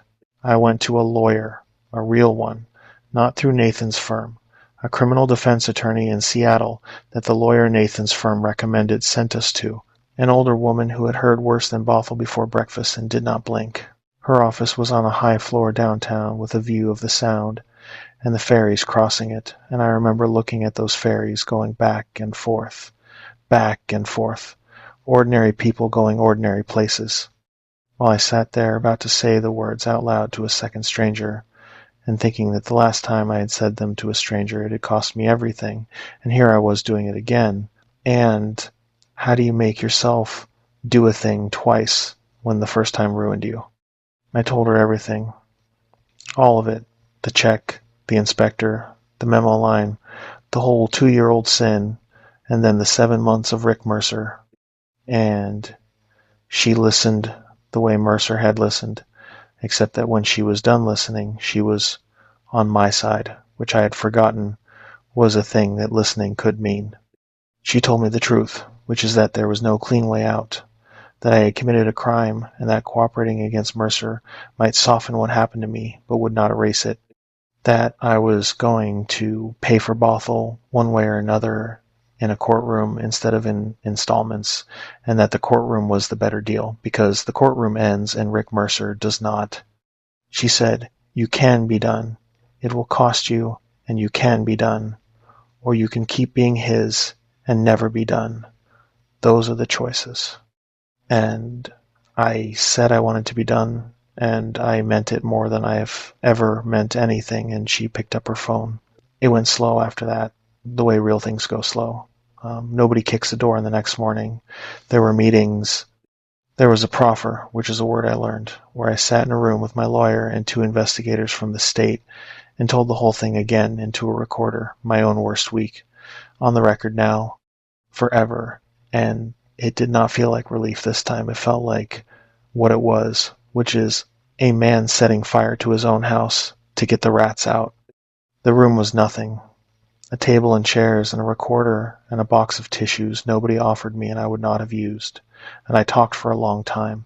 And the strange thing, the thing I did not expect, is that it was harder than telling Mercer and it was harder than telling my lawyer. Because those 2 times I had been afraid, and fear carries you, fear has a current. This time I was not afraid. I had already decided, so there was nothing to carry me, and I just had to sit there in a plain state office and say, in a flat voice, into a machine, the sentence I had spent 2 years making sure I would never have to say. I paid a county inspector to pass a floor, and I wrote a check to hide it, and then wait while a woman across the table wrote it down, and it was the loneliest thing I have ever done. And it was the first honest thing I had done since Bothell, and those turned out to be the same thing. They had heard the name Rick Mercer before. That was the thing that got me. They did not act surprised. One of them, when I said the name, just looked at the other one, and I understood that I was not the first person to climb out of that cage and come tell them that there was a slow, careful thing already happening that I was now a part of, and that Trent, or the man who hung up on Nathan, or somebody, some other person who had reached their own breaking point, had already started this before me. They built it for months. I do not know all of what they did, and my lawyer told me to stop asking. What I know is that eventually there was a warrant, and eventually they opened the filing cabinet above the mattress store, the one he had been proud of. Everything in there is somebody's worst week. And it was true. It was exactly true. It was full of other people's worst weeks in careful pencil. I heard later that it was not even hidden well, that a man that careful about people had been almost careless about the cabinet, because the cabinet was not really the danger, and he knew it. The danger was the confessions themselves, and those he did not need to hide because we had all agreed, each of us alone, never to speak of them. The lock on the cabinet had been theater the same way the drawer had been theater, a thing he let you notice so your fear would do the rest of his work for free. Inside were notebooks and folders and copies of documents that men and women had led him to the way I led him to my own check, thinking they were building a case, thinking they were being protected, thinking that leaning in and that slow nod meant what it feels like it means. I heard there were dozens. I heard some of them were people you would know if you lived down here, business names on the sides of buildings. I heard that when they told some of those people that Rick Mercer had been arrested, the people did not feel relief. They felt the specific horror I would have felt a few months earlier. Because for a lot of them, the arrest of Rick Mercer was not the end of a nightmare. It was the release valve he had warned about, the records that go out, and I have wondered ever since how many of those envelopes he really had arranged to send, and how many were just the drawer he let you notice, the lock he let you see, the gentle voice describing a warranty. I think about that a lot. I think a lot of the cage was built out of nothing but the belief that the cage was real. And I think that is the worst part, that a man can be owned for years by a threat that was mostly the idea of a threat, priced at exactly what his relief was worth. The case number, mine, the one with my name in it, is 22094. I have it memorized the way you memorize a thing you would rather not. Mercer's charges were his own, extortion and some other things, a stack of them, one for every worst week they could get a person to stand up and name, and standing up and naming it is the price. That is the toll on the only road out. You have to hand over the thing he taught you to be most afraid of handing over. Some people paid the toll. A lot of people did not, and I do not blame them, and their files went back to them and their secrets stayed secret, and Rick Mercer knows their names still, wherever he is, and that is a thing they will carry. The inspector paid too, in the end, and I will not pretend I do not think about him. He was a county man with a pension and a family, tapping a meter, doing me a quiet favor that I turned into a check, and when my proffer named the shape of him, he came apart the way I came apart, and he lost the pension and the career, and stood in his own plain room saying his own flat sentences into his own machine. I did that to him.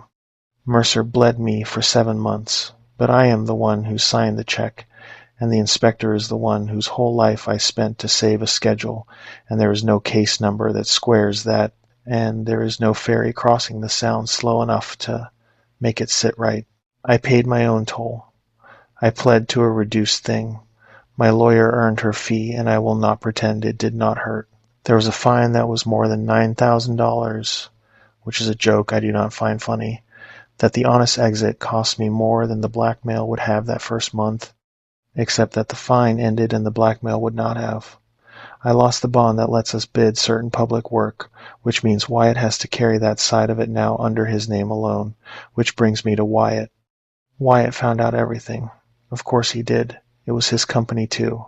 His check stock, his logo in the corner of a document I had turned into a felony. I had spent a bad year secretly believing Wyatt was a thief, and it turned out the thief in the partnership was me, that I was the one who had signed a lie and hidden it, that the man I had hired an investigator to catch was cleaner than the man who hired him. I made myself tell Wyatt that too. I sat in the office, our office, the real one in Kent, with the directory in the lobby, and I told my partner of 11 years that I had suspected him of stealing, that I had put an investigator on him behind his back, and that the investigator had cleared him and then spent the next 7 months bleeding me over the actual crime, which was mine. Wyatt did not yell. I almost wish he had. He got very quiet, the way I get quiet, and he looked at me for a long time, and then he said, "You could have just asked me, Caleb, about the numbers. You could have just asked me." And he was right, and that is a floor I have to walk on every day now. We are still partners, on paper. It is not the same, and it is not going to be the same, and I have made my peace with that being the price too. One more installment on a debt I signed years ago at a distribution center in Bothell against a moisture reading a hair over spec. Nathan is all right. That is the one clean thing. Whatever Mercer had on him, or said he had, or wanted me to think he had, it never went anywhere, and Nathan kept his job and his good future in the small, delicate legal community, and he does not blame himself anymore, most days, and neither do I, most days, because it was not the guy who knew the guy who found me a name, it was me, it was always me, at the green light, at the desk, at the memo line, at every place along the way, where a man who wanted to feel safe handed over the one thing he should have kept. The file exists. That is the closest thing to an ending there is. There is a case with a number 22094 in a system, and in it is a proffer with my voice on it saying the worst thing I ever did, archived, permanent, real. The way I once believed the check had stopped being real. Rick Mercer taught me that nothing you sign ever really stops being real. It just goes quiet. And quiet is not the same as gone. And one night at 11:40 it can light up your phone with 4 words and take everything back. I still do floors. I am out there at 5 in the morning in the respirator, on my knees, and it is honest and it is hard on the body, and I am grateful for every square foot of it. Because a man on his knees smoothing concrete is a man who is not on anyone's list, a man whose worst week is behind him instead of in a drawer. Sometimes a general contractor I do not know will hand me a card at a job and say his cousin does investigative work, real discreet, real cheap, if I ever need that kind of thing. And I take the card so as not to be rude, and I put it in my pocket, and later, in the truck, I tear it in half, and then in half again, small, so small the pieces could not be put back together by anybody, and I let them go out the window on the freeway between Kent and Renton, and I watch them scatter in the mirror, and I drive home to a house I still own, and I sleep, most nights, which is more than Trent can say. And some nights I do not sleep, and on those nights I lie there, and my phone sits face down on the nightstand. Dark, silent, an ordinary thing that used to be an ordinary thing, and I listen to it not making a sound, and I wait for it to, the way you wait for a thing you have been taught to wait for, and I try not to do the arithmetic on how many drawers I am still filed in how many rooms, in how many careful hands. The mug was in the sink, and I do not use that mug, and neither does Colton, because it was my grandmother's, and it lives on the shelf where it has lived for years. It was in the sink, with coffee dried brown in the bottom of it. I stood in my own kitchen in Greenwood with my key still in my hand, and outside, down the block, the gray sedan was parked where it had been parked for 2 weeks, and I stood there looking at that mug, and I was still, even then, worried about the wrong man. I keep coming back to the mug, because the mug was the answer, and I looked right at it, and I did not understand it. That is the whole thing. The danger was never the car. I rent the top floor of an old house off Greenwood Avenue with a guy named Colton who I have lived with for 6 years, since before either of us could have told you where we would end up, and we never did figure that out. We just kept renewing the lease. Colton drives for a beer distributor and keeps strange hours, and I do warehouse logistics for a company near the airport, inventory systems mostly, a desk job that started as a warehouse job. We are not exciting men, and that matters, because a lot of what happened turned on the fact that nothing had ever happened to me. I had a quiet life. I paid my share on the first. I watched too much television. I went home to Spokane twice a year to see my mother, and I had spent a lot of years being very good at not thinking about the one bad night that the quiet life was built on top of. Colton is the closest thing I have to a brother out here. We are not alike. He is loud in a warm way. He knows every bartender on his route by their first name and their kids' names. He leaves his shoes in the middle of the floor and sings in the shower, badly and on purpose. And for 6 years, the noise of him in the other room has been the sound of my life being okay. I am the quiet one. I am the one who checks the stove and the locks and reads the lease before signing it. We balanced. He would tell you I keep him from getting evicted, and I would tell you he keeps me from turning into a hermit, and both of those are true. And I did not understand until the 2 weeks how much I had come to lean on this simple animal fact of another person breathing in the next room. That fact is the only reason I am alive, and it is a fact I had taken for granted the way you take for granted the floor holding you up, right up until the night something came up through it. The apartment itself I loved, which made all of it worse. Top floor of an old craftsman, wood floors that had gone soft and warm with a century of feet, a kitchen with a window over the sink that got the evening light, my grandmother's things on a shelf where I could see them while I did the dishes. It was the first place I had ever lived that felt like it was mine, and not just somewhere I slept. It matters because a home is supposed to be the one place the world agrees to leave you alone, and the specific horror of what happened is that it happened there, in the soft-floored, warm-lit place I had picked exactly because it felt safe, and a man learned to move through it in the dark while I slept, and now I do not fully believe any room will ever be only mine again. That night is the thing none of the rest holds together without, and it does not come apart easily even now. I was 19. There was a party at a house near the college in Spokane, the kind of party that is just too many people in a place too small, with a keg in the yard, and I was there with people I mostly do not talk to anymore, and one of them was a guy named Jared. Jared was not my friend exactly.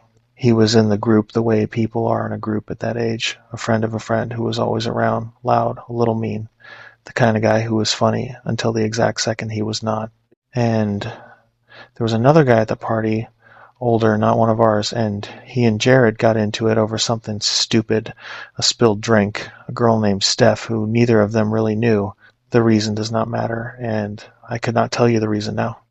It went from words to shoving to the yard, and there was a crowd around it, the way there always is, and it was dark. The only light was off the back porch, and it happened fast, the way these things happen fast. I have tried for years to see it clearly, and I cannot, and I have come to understand that I could not see it clearly that night either, which is the entire point. Here is what I actually had. I had beer in me, more than I have admitted to anybody, including myself, for a long time. I had a crowd pressing at my back so that I was closer to the middle than I wanted to be, close enough that when it broke I had to step back fast to not be in it.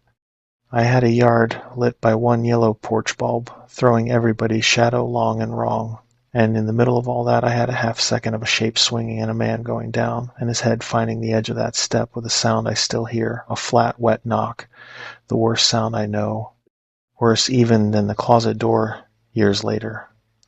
That is what I had. A half second in the dark, drunk, scared, in a crowd, and out of that half second, when the police came and everybody was talking at once and the story was already forming the way a story forms, I built a sentence. I saw Jared throw the punch, and I said the sentence like it was a rock when it was really a cloud, and everyone needed a rock, so they took mine. The older guy went down and hit his head on the edge of a concrete step, and he did not get back upright, and it turned out to be very bad. He lived. That part matters. He lived, but he was never the same. There was brain injury. There was a long word for it that his family used in the courtroom, and somebody had to answer for it, and the person who answered for it was Jared.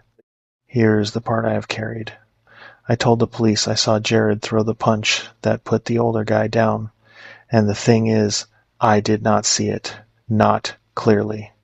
It was dark, and it was a crowd, and it was fast, and what I actually saw was a shape and a swing and a man falling, and I put Jared's face on the shape because Jared was the one who had been shoving, because Jared was easy to believe it about, because everybody already knew the story before the police got there, and I just told them the story everybody already knew. And there was one more reason, the real one, the one underneath, which is that I had been standing closer to it than I ever admitted. Close enough that a different set of questions might have put me in the yard instead of in the crowd, and pointing cleanly at Jared kept those questions from ever being asked. I was not sure. I said I was sure. There is a difference between those two things that a 19-year-old does not understand and a 32-year-old understands every single night, and it cost a loud, mean, not quite friend of mine several years of his life. Jared always said I lied. He said it at the time, he said it through his lawyer, he said it in a letter that came to my mother's house once a couple of years into his sentence that I did not answer and did not keep. He said Miles knows what really happened. He was right. I did know. The trial was fast, because it was not really a mystery to anybody, or it did not look like one. There was a hurt man and a crowd of kids who all told the same story, and I was the clearest voice in that crowd because I said I saw it.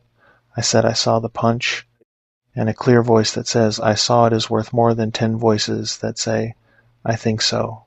The prosecutor liked me.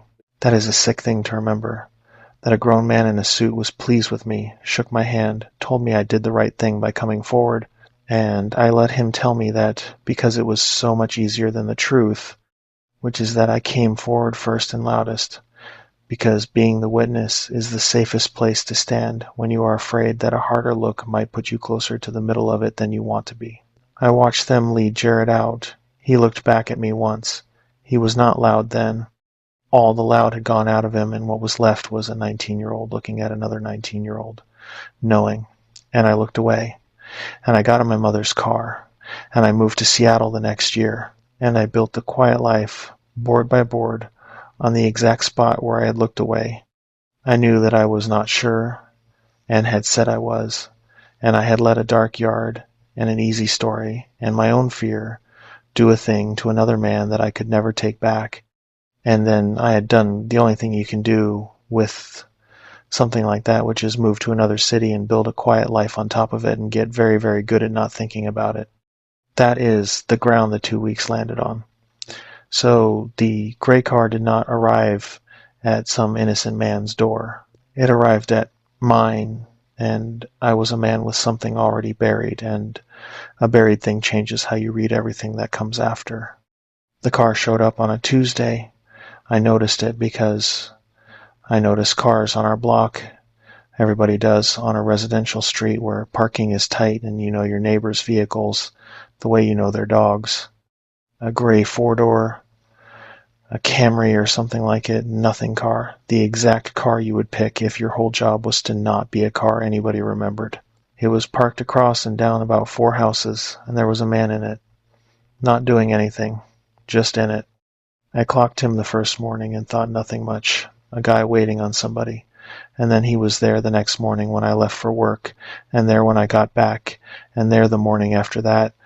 And by the end of the week, the not thinking much had turned into a low hum at the back of my neck that would not switch off. It is a strange thing to be watched or to think you are, and I did not have the words for it then. You start narrating yourself. I would walk to my car in the morning, and I would be aware of my own walk, of my hands, of whether I looked normal, whether I looked like a man who had noticed. And I did not want to look like a man who had noticed, which is its own crazy logic, hiding from the watcher that you have seen the watcher. I started leaving through the back and coming up the alley. I started parking a block over and looping around. I did the things Jared must have laughed at, if he was even watching, which he was not. That was the whole cruelty of it. The man I was ducking and weaving to avoid was a board contractor with a clipboard, and the man I should have been ducking was already in my closet. But I did not know that. All I knew was the gray car, and the gray car got into my sleep. I would lie in bed and hear a car door somewhere on the block and be instantly awake, running the sound. Is that him? Is he getting out? And Colton would be snoring across the hall in the untroubled way of a man with nothing buried. And I would lie there doing the math of the car until the sky got gray, and get up exhausted, and go to work, and come home, and there it would be, patient, gray, nothing, everything. I told Colton about it on the third or fourth day, over the counter, while he ate cereal at 4 in the afternoon in his work polo, and Colton went to the window and looked and said, "Huh," and that "huh" mattered later, because it meant I was not making it up. There was a man in a gray car, and Colton saw him too. Colton is not a nervous person. He drives all day and deals with dock guys and bar owners, and he does not spook. He looked out at the car and he said the man was probably waiting on a contractor or a home health thing for one of the old people on the block, and that was reasonable, and I wanted it to be true, and for about a day I let it be true. Then things started being wrong inside the house, and that is a different kind of fear than a car. The first one I talked myself out of. I came home, and the door to my room was open, and I keep my door shut, always. A habit from growing up in a house with a lot of brothers.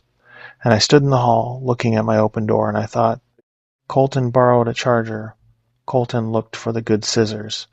Colton is a grown man I have lived with for 6 years, and he goes in my room, sometimes the way I go in his.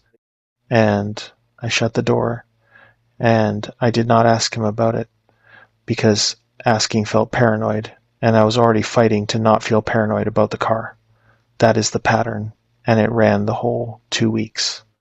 Every wrong thing inside the house I explained with Colton, and every wrong thing about the car I could not explain at all, so my fear went to the car. My fear went to the thing I could not explain, which felt like the smart move, and it was exactly backward. Because the thing I could not explain was harmless, and the thing I kept explaining away was the one that was going to walk into my kitchen. More things. A kitchen drawer left open a couple of inches, the junk drawer, the one nobody opens on purpose. The television on a different input than I leave it. My back window. The one over the little roof of the porch. Unlocked, when I am the one who checks the windows before bed because Colton never remembers to, and I know I locked it. I know it the way you know your own name. And I stood there with my thumb on the lever and told myself, I must have missed it once. One time in years. And I locked it again. A jacket of mine that hung by the door for a week and then one day was on a different hook, small.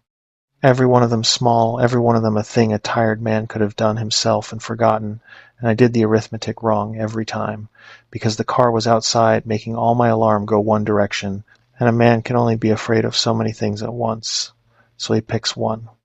There was a night in there, and I did not think about it again until much later, where I woke up around 3 with the specific certainty that a sound had woken me, a real sound from inside the apartment, and I lay there and listened and heard nothing, and after a while I told myself it was the house settling. Old houses settle, and I went back to sleep.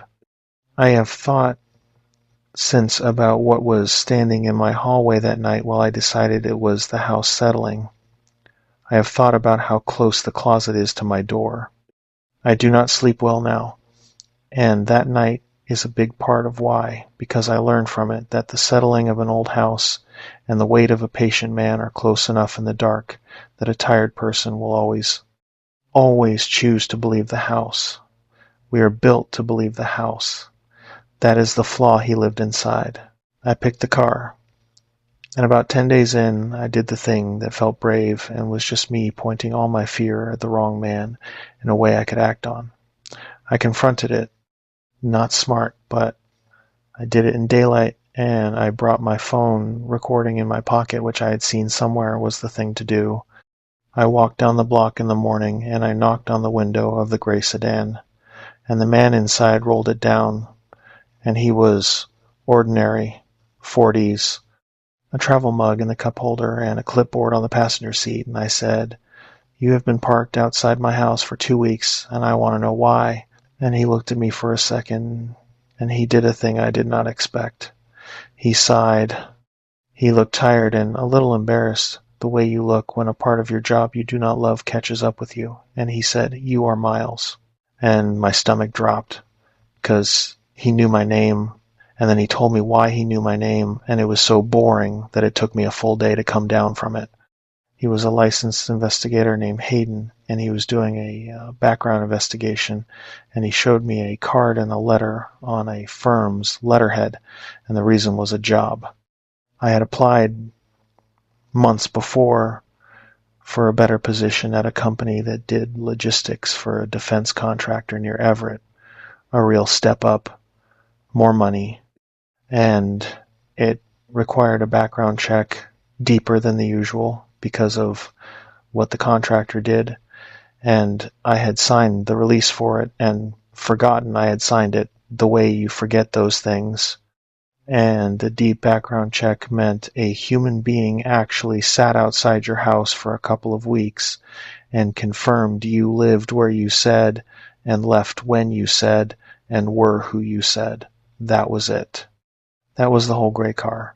A man with a clipboard verifying that I was a boring person who deserved a boring clearance for a boring better job, and he had drawn the short straw of the surveillance part, and he sighed when I knocked, because he knew it looked bad and there was nothing he could do about how it looked, and he actually apologized, and said it should wrap up in a few days.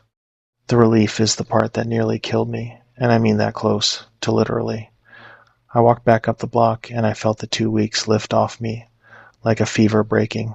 I had made it into a monster, and it was a man with a travel mug doing a tedious job. I told Colton that night, and we actually laughed about it. We sat on the porch and laughed at how wound up I had gotten, the paranoid guy jumping at a background check for a job I would probably not even get. And Colton said, "See, I told you, home health," or something close enough, and we clinked 2 beers on it, and I went to bed that night for the first time in 2 weeks and slept the whole way through. And while I slept, I had turned off every alarm I owned, because the alarms had all been pointed at the car, and the car was solved, so the alarms were off, and I did not understand yet that they had been pointed the wrong way the entire time. Because here is what I did not do. When the car turned out to be nothing, I did not go back and re-ask the questions about the house, the open door, the drawer, the window, the jacket. Those had all been Colton in my head, filed under Colton, closed, and once the big fear was gone, I had no reason to reopen them, so I did not, and the small wrong things kept happening, and I kept not seeing them, because I had decided I was a paranoid man who had learned his lesson about seeing threats that were not there. That is the trap. Once you have been wrong about a threat one time in a way that embarrasses you, you will talk yourself out of the next one twice as hard, because being scared feels like being foolish now, and no grown man wants to be foolish twice. So I was relaxed, finally, the night I found the grandmother's mug in the sink.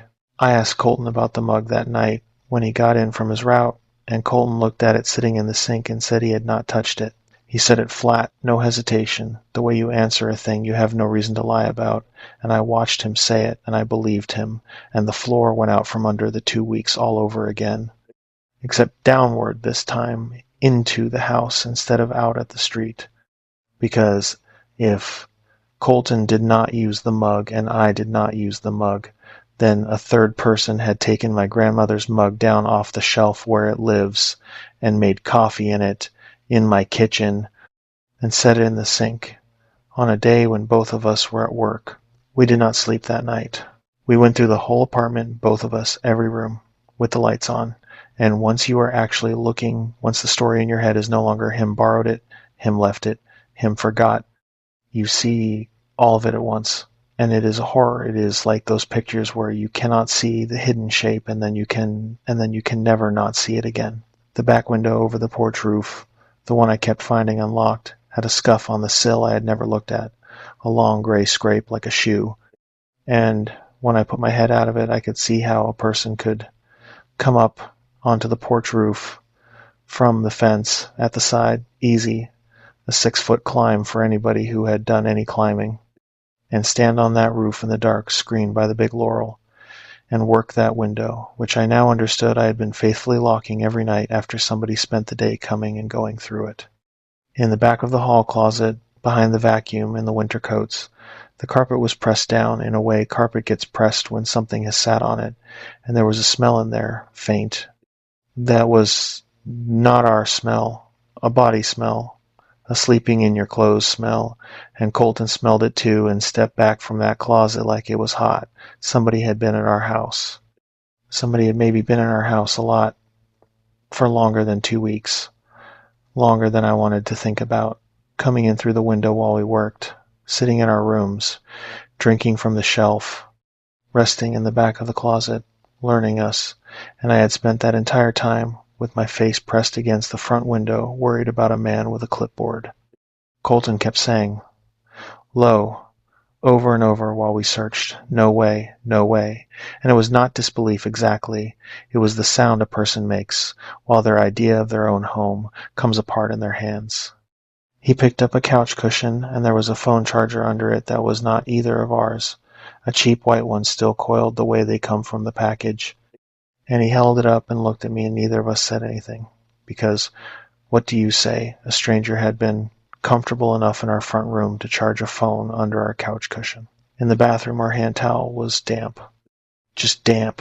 The way a towel is when somebody has used it and hung it back, an ordinary damp towel, and it was the most violating thing in the whole apartment, somehow, worse than the closet.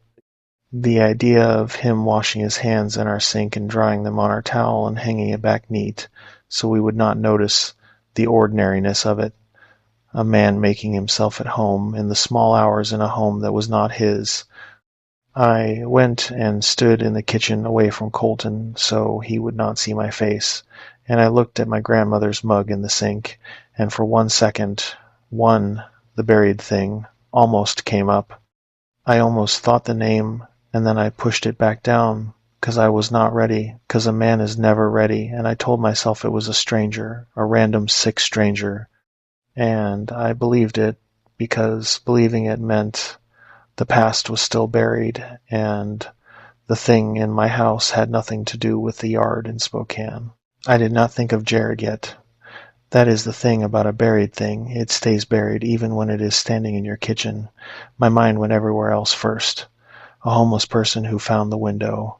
A meth thing, somebody using the space. Some random sick stranger. I called the police that night.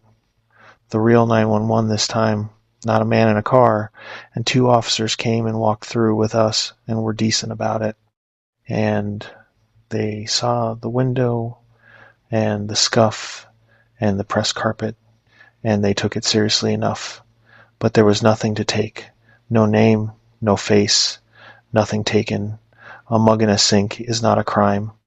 And they told us to get the window fixed, get a bar for it, maybe a camera, and file a report, which we did.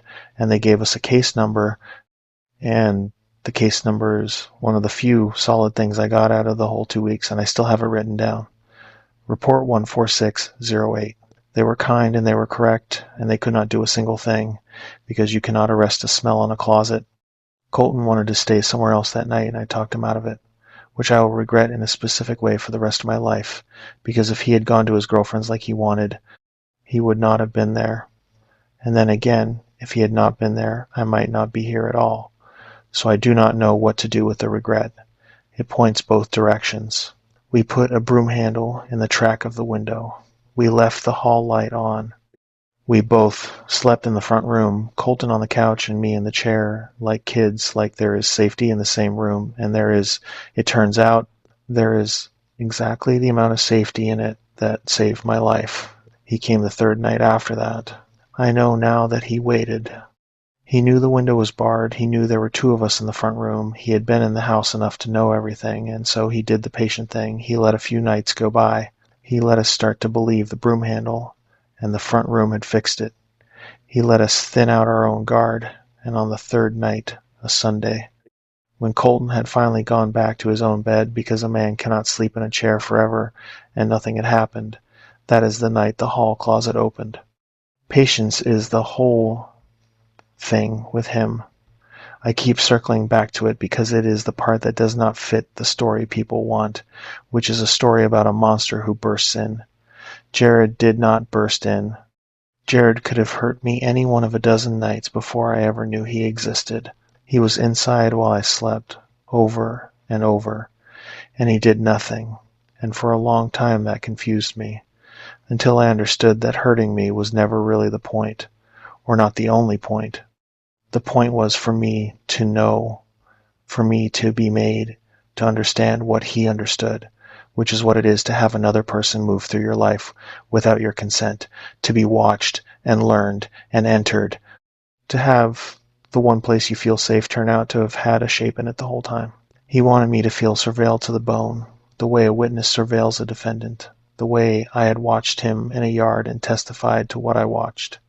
He spent years being the thing on the other side of somebody else's certain gaze, and he came to Greenwood to make me feel the gaze from the inside, and he was patient about it because the years had made him patient. And patience, it turns out, is scarier than rage. Rage comes and goes. Patience just waits in the back of the closet while you laugh at spaghetti.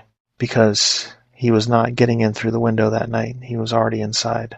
He had come in earlier during the day, before we barred anything, or through a window we had not thought of, and he had folded himself into the back of that hall closet behind the coats, in the pressed-down spot that was his spot, and he had waited there, breathing our air, for hours, while we made dinner and watched television 8 feet away and told each other we felt better.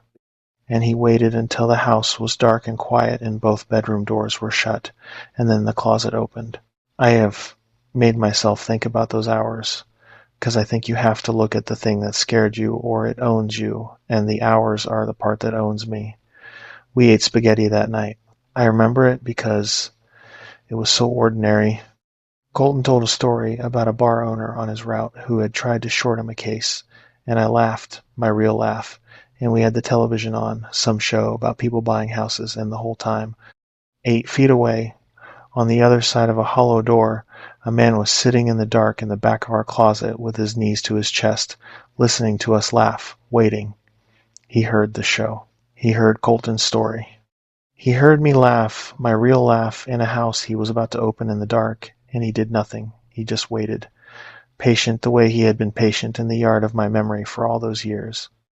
And I think that is the most afraid I have ever been in my life. And I did not even know to be afraid yet. I was eating spaghetti. The fear came later, but the thing that earned the fear was already happening while I laughed. That is what I cannot put down. That you can be at your most ordinary, your most safe feeling, your guard fully down, and the reason your guard is down is that the thing is already inside and being still, letting you relax, because your relaxing is the last thing it needs before it opens the door.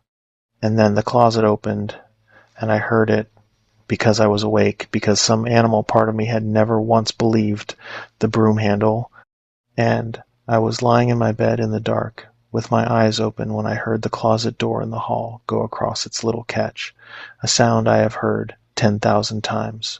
Our closet, the most ordinary sound in the world, at 2 a.m, when nobody should be opening it. I did not move.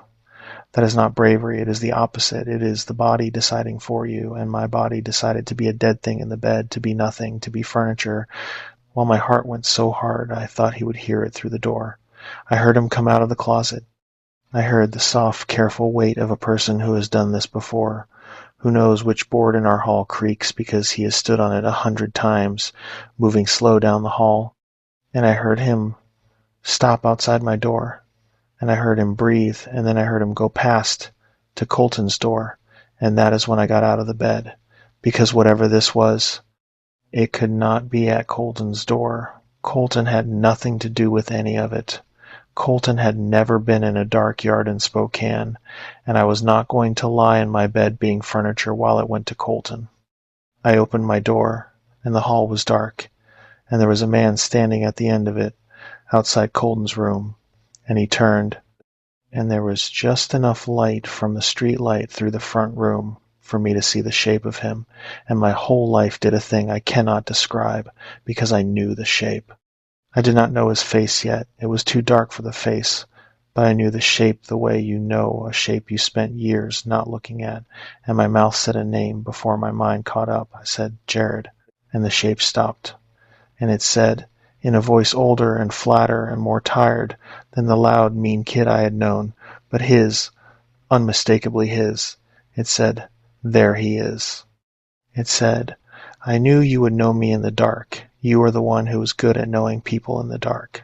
And I understood that he had built this, all of it, the closet, the waiting, the 2 a.m, so that it would happen exactly like this, so that I would name him from a shape in the dark, because that was the whole thing between us, that once I had named him from a shape in the dark and been wrong and let it stand, and now he had made me do it again, in my own hall, and this time I was right. And being right felt exactly as sick as being wrong had felt. And he had wanted me to feel that. He had traveled across the state and slept in my closet to make me feel that one specific thing. I was not calm, whatever I might wish I could say.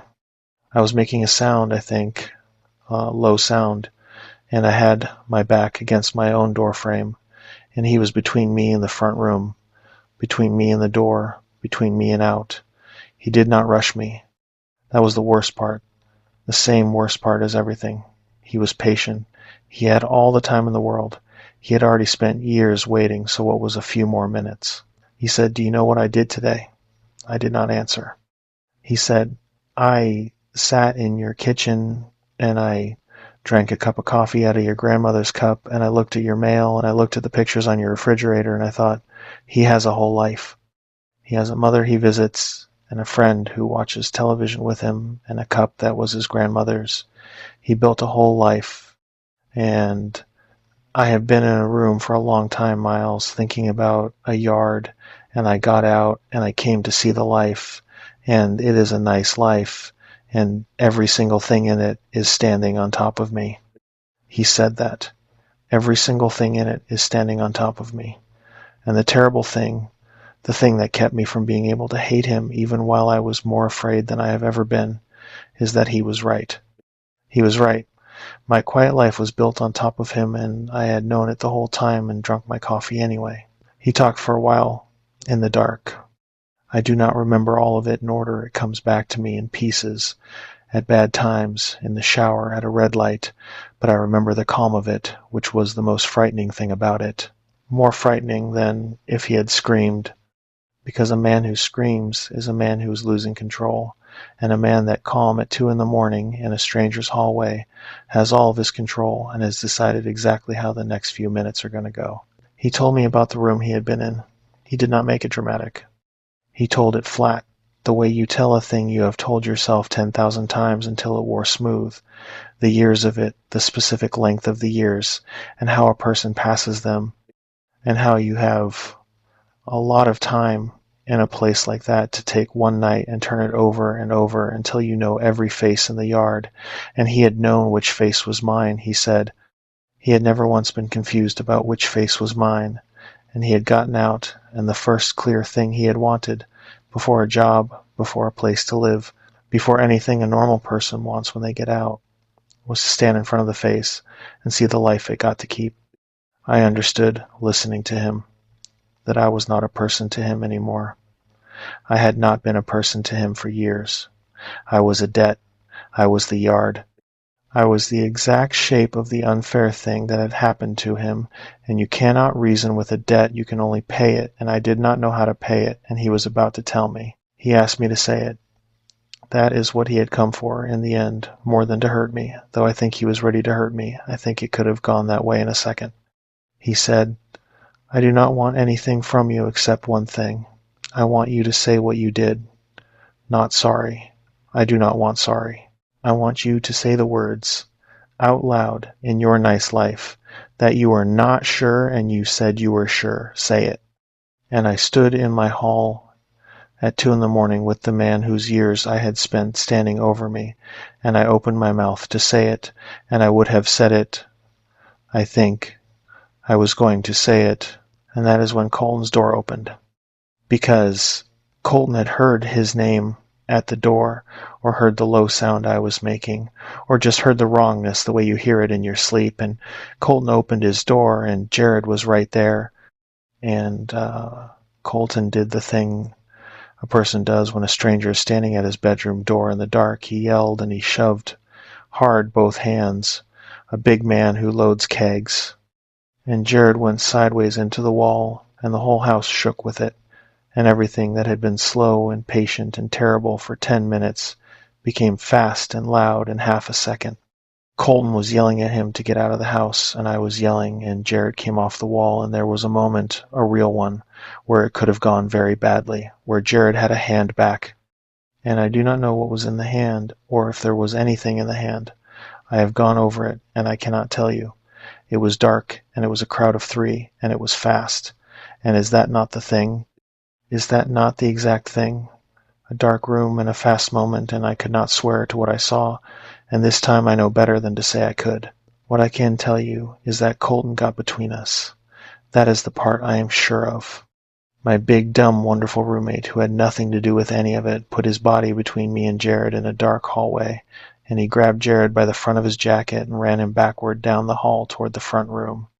Both of them going over the little table by the couch and taking the lamp down with them, and in the half second that opened up, I did the only useful thing I did the whole night. I got to the front door, and I threw the deadbolt open, and I hauled it wide, and I screamed into the street, the actual street, at 2 a.m. I screamed for help, as loud as a person can, over and over, and lights started coming on across the block, and that is what ended it. Not me, not a fight I won, the lights coming on. Jared had lived a long time in rooms where nobody heard anything, and the sound of a whole street of windows going yellow at once was a thing he could not stand. It was the opposite of a dark yard where nobody could be sure of anything. It was the whole world turning its face toward him, and he got off Colton and he went. He went the way he knew, down the hall and out the back window, over the porch roof, the way he had come and gone for 2 weeks, one last time, and by the time the first neighbor was on his own porch in his boxers, with a phone, Jared was a shape going over the side fence and gone into the dark he came out of. Colton had a broken finger and a knot on his head from the table. I did not have a mark on me. He put his body in it and I ran to a door, and I have thought about that division of labor a great deal since, because it is the same division as the yard, the same one exactly. Other men do the physical thing and take the damage, and I am off to the side, close enough to matter and far enough to stay clean, telling it afterward. I do not love what that says about me. Colton says I am overthinking it, that opening the door and getting the street up was the right move and the smart move, and it worked, and he is probably right. Colton is usually right, but I know what I know about where I stand when it gets fast and dark, and I have known it since I was 19. The police came, more of them this time, because now there was blood, Colton's, an erect front room, and a name. The neighbor whose lights I had screamed up, an older man named Pruitt, who I had never said more than hello to in 3 years, came across in a robe with a baseball bat and stood on our porch with us until the first car got there, and he did not need to do that. A man in his 60s with a bat facing whatever had made a younger man scream in the street at 2 a.m, and I have thought about him too, in the long list of people who put their bodies somewhere that night while I stood in a doorway. He kept saying, "Is he still in there? Is he still in there?" And I could not answer because I did not know, and Colton was on the floor of the porch holding his hand and breathing hard, and the 3 of us waited in that little pool of porch light while somewhere behind the house Jared went over a fence, and none of us knew if he was 10 feet away in the laurel or already a mile gone. That is the feeling I cannot get across, the not knowing where he was, the dark all around the little light, any inch of it able to hold him, because he had taught us that. That was the one thing he had truly taught us, that a man can be anywhere in the dark and you will not know until he decides you should. They searched that night. Dogs, later, and a couple of officers going down the alley with lights and a helicopter for a while that lit up the backyards in that hard white circle. And Colton and I sat in the back of an aid car while a medic taped his finger, and we watched the light move over the neighborhood, and neither of us believed for a second they would find him. And they did not. He was gone. He had been getting ready to be gone since before he came. That is what a man like him does. He arrives already knowing his way out, and by the time the first door opened he was already becoming nobody again. The thing he was best at. The thing prison had polished instead of cured.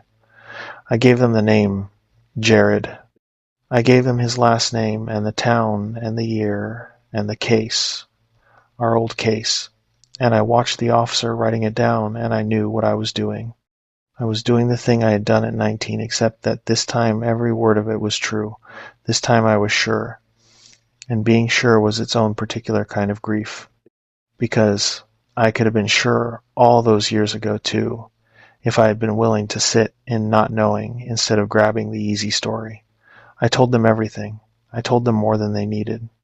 I told them, in a quieter voice, near the end, standing in my wrecked front room while a man photographed the lamp, that I owed him. The officer looked up at me.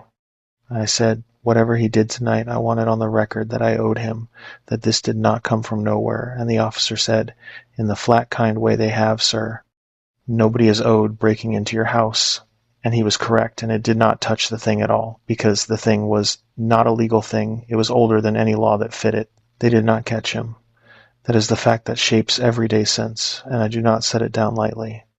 Jared knew how to be a shape in the dark before he ever came to Greenwood, and prison had not taught him to be less of one, it had taught him to be more. He had come into my life without leaving so much as a name, until he chose to. He had lived in the back of my closet like a smell, and when the street lit up he went back into the dark the same way, and the police put out what they put out, and the old case gave them a file to work from. But a man who has decided to be nobody, and who has practiced it, is very hard to make into a somebody again. And weeks went by, and then months, and there was no Jared. There was a restraining order.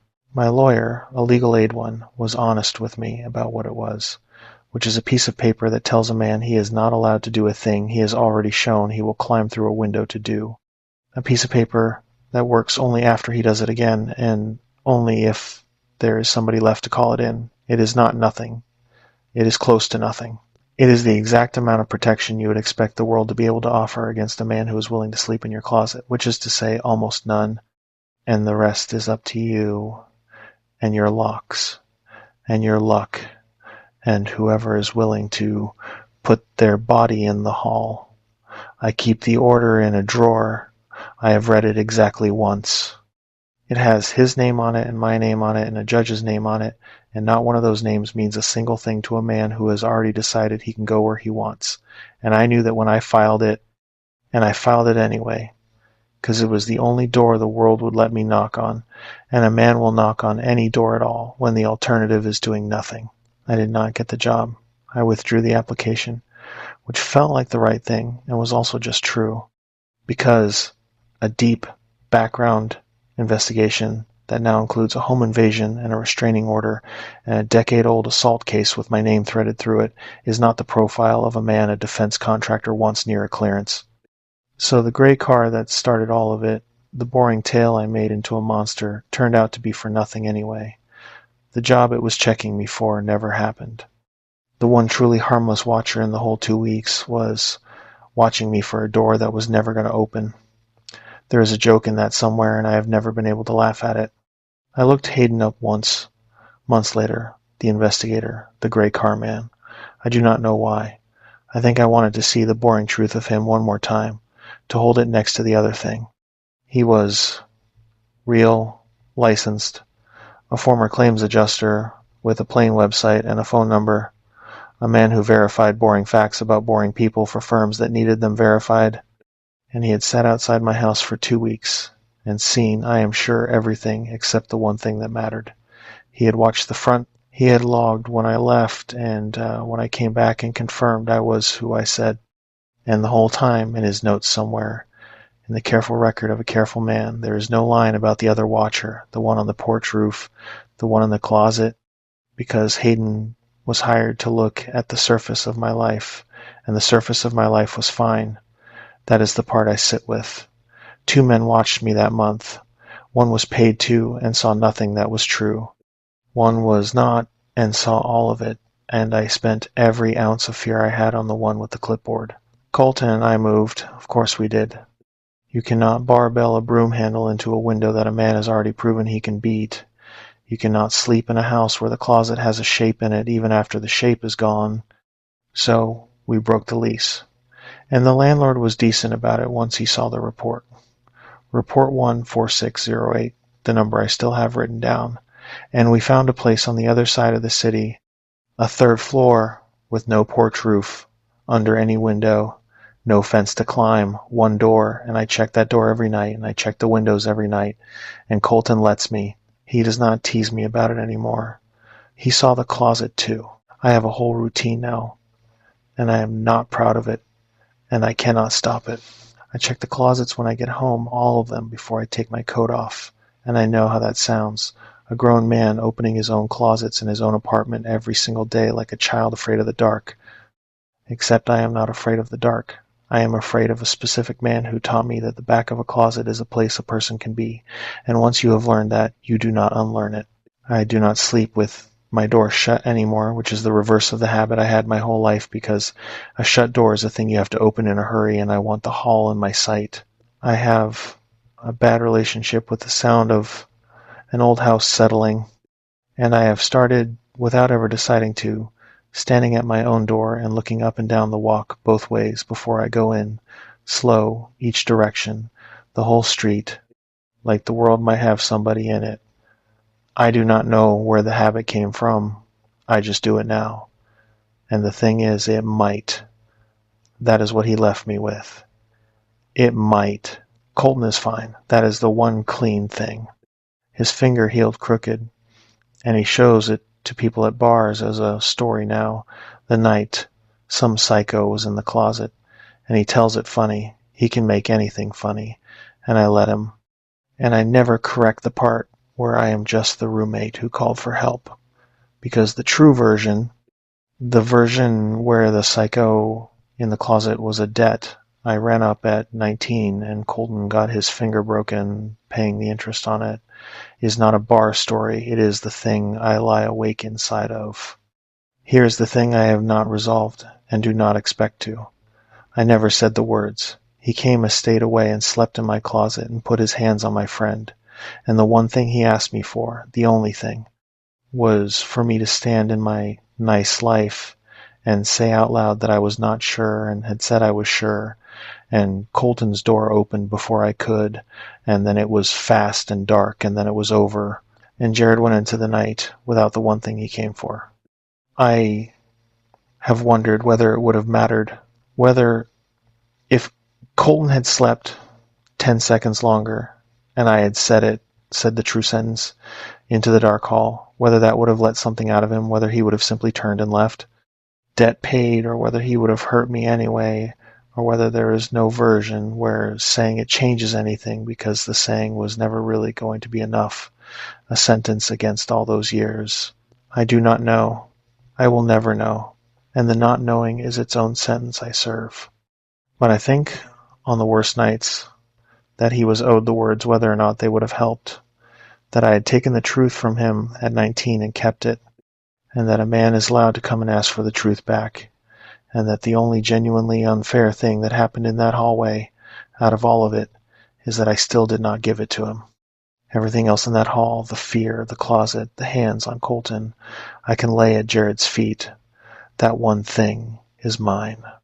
So he is out there, still somewhere being a shape, and the debt is still open, because I never paid the only coin he wanted, which was the truth, said out loud by me. I think about writing it down and sending it to the court that handled the old case.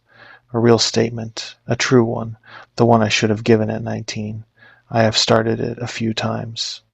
I have not sent it, and I tell myself it is because a lawyer told me not to put anything in writing while there is an open matter with Jared, and that is true. That is real advice I was really given. And it is also the same thing I have always done, which is find the reasonable sounding door that lets me not say the hard thing. I know that about myself now. Knowing it has not made me braver. It has just made me a man who watches himself do it. Here is the only lesson I trust, because I paid full price for it. The watcher you can point at is almost never the one who takes you, because seeing a threat is most of the fight, and the threat that takes you is the wrongness you keep explaining away.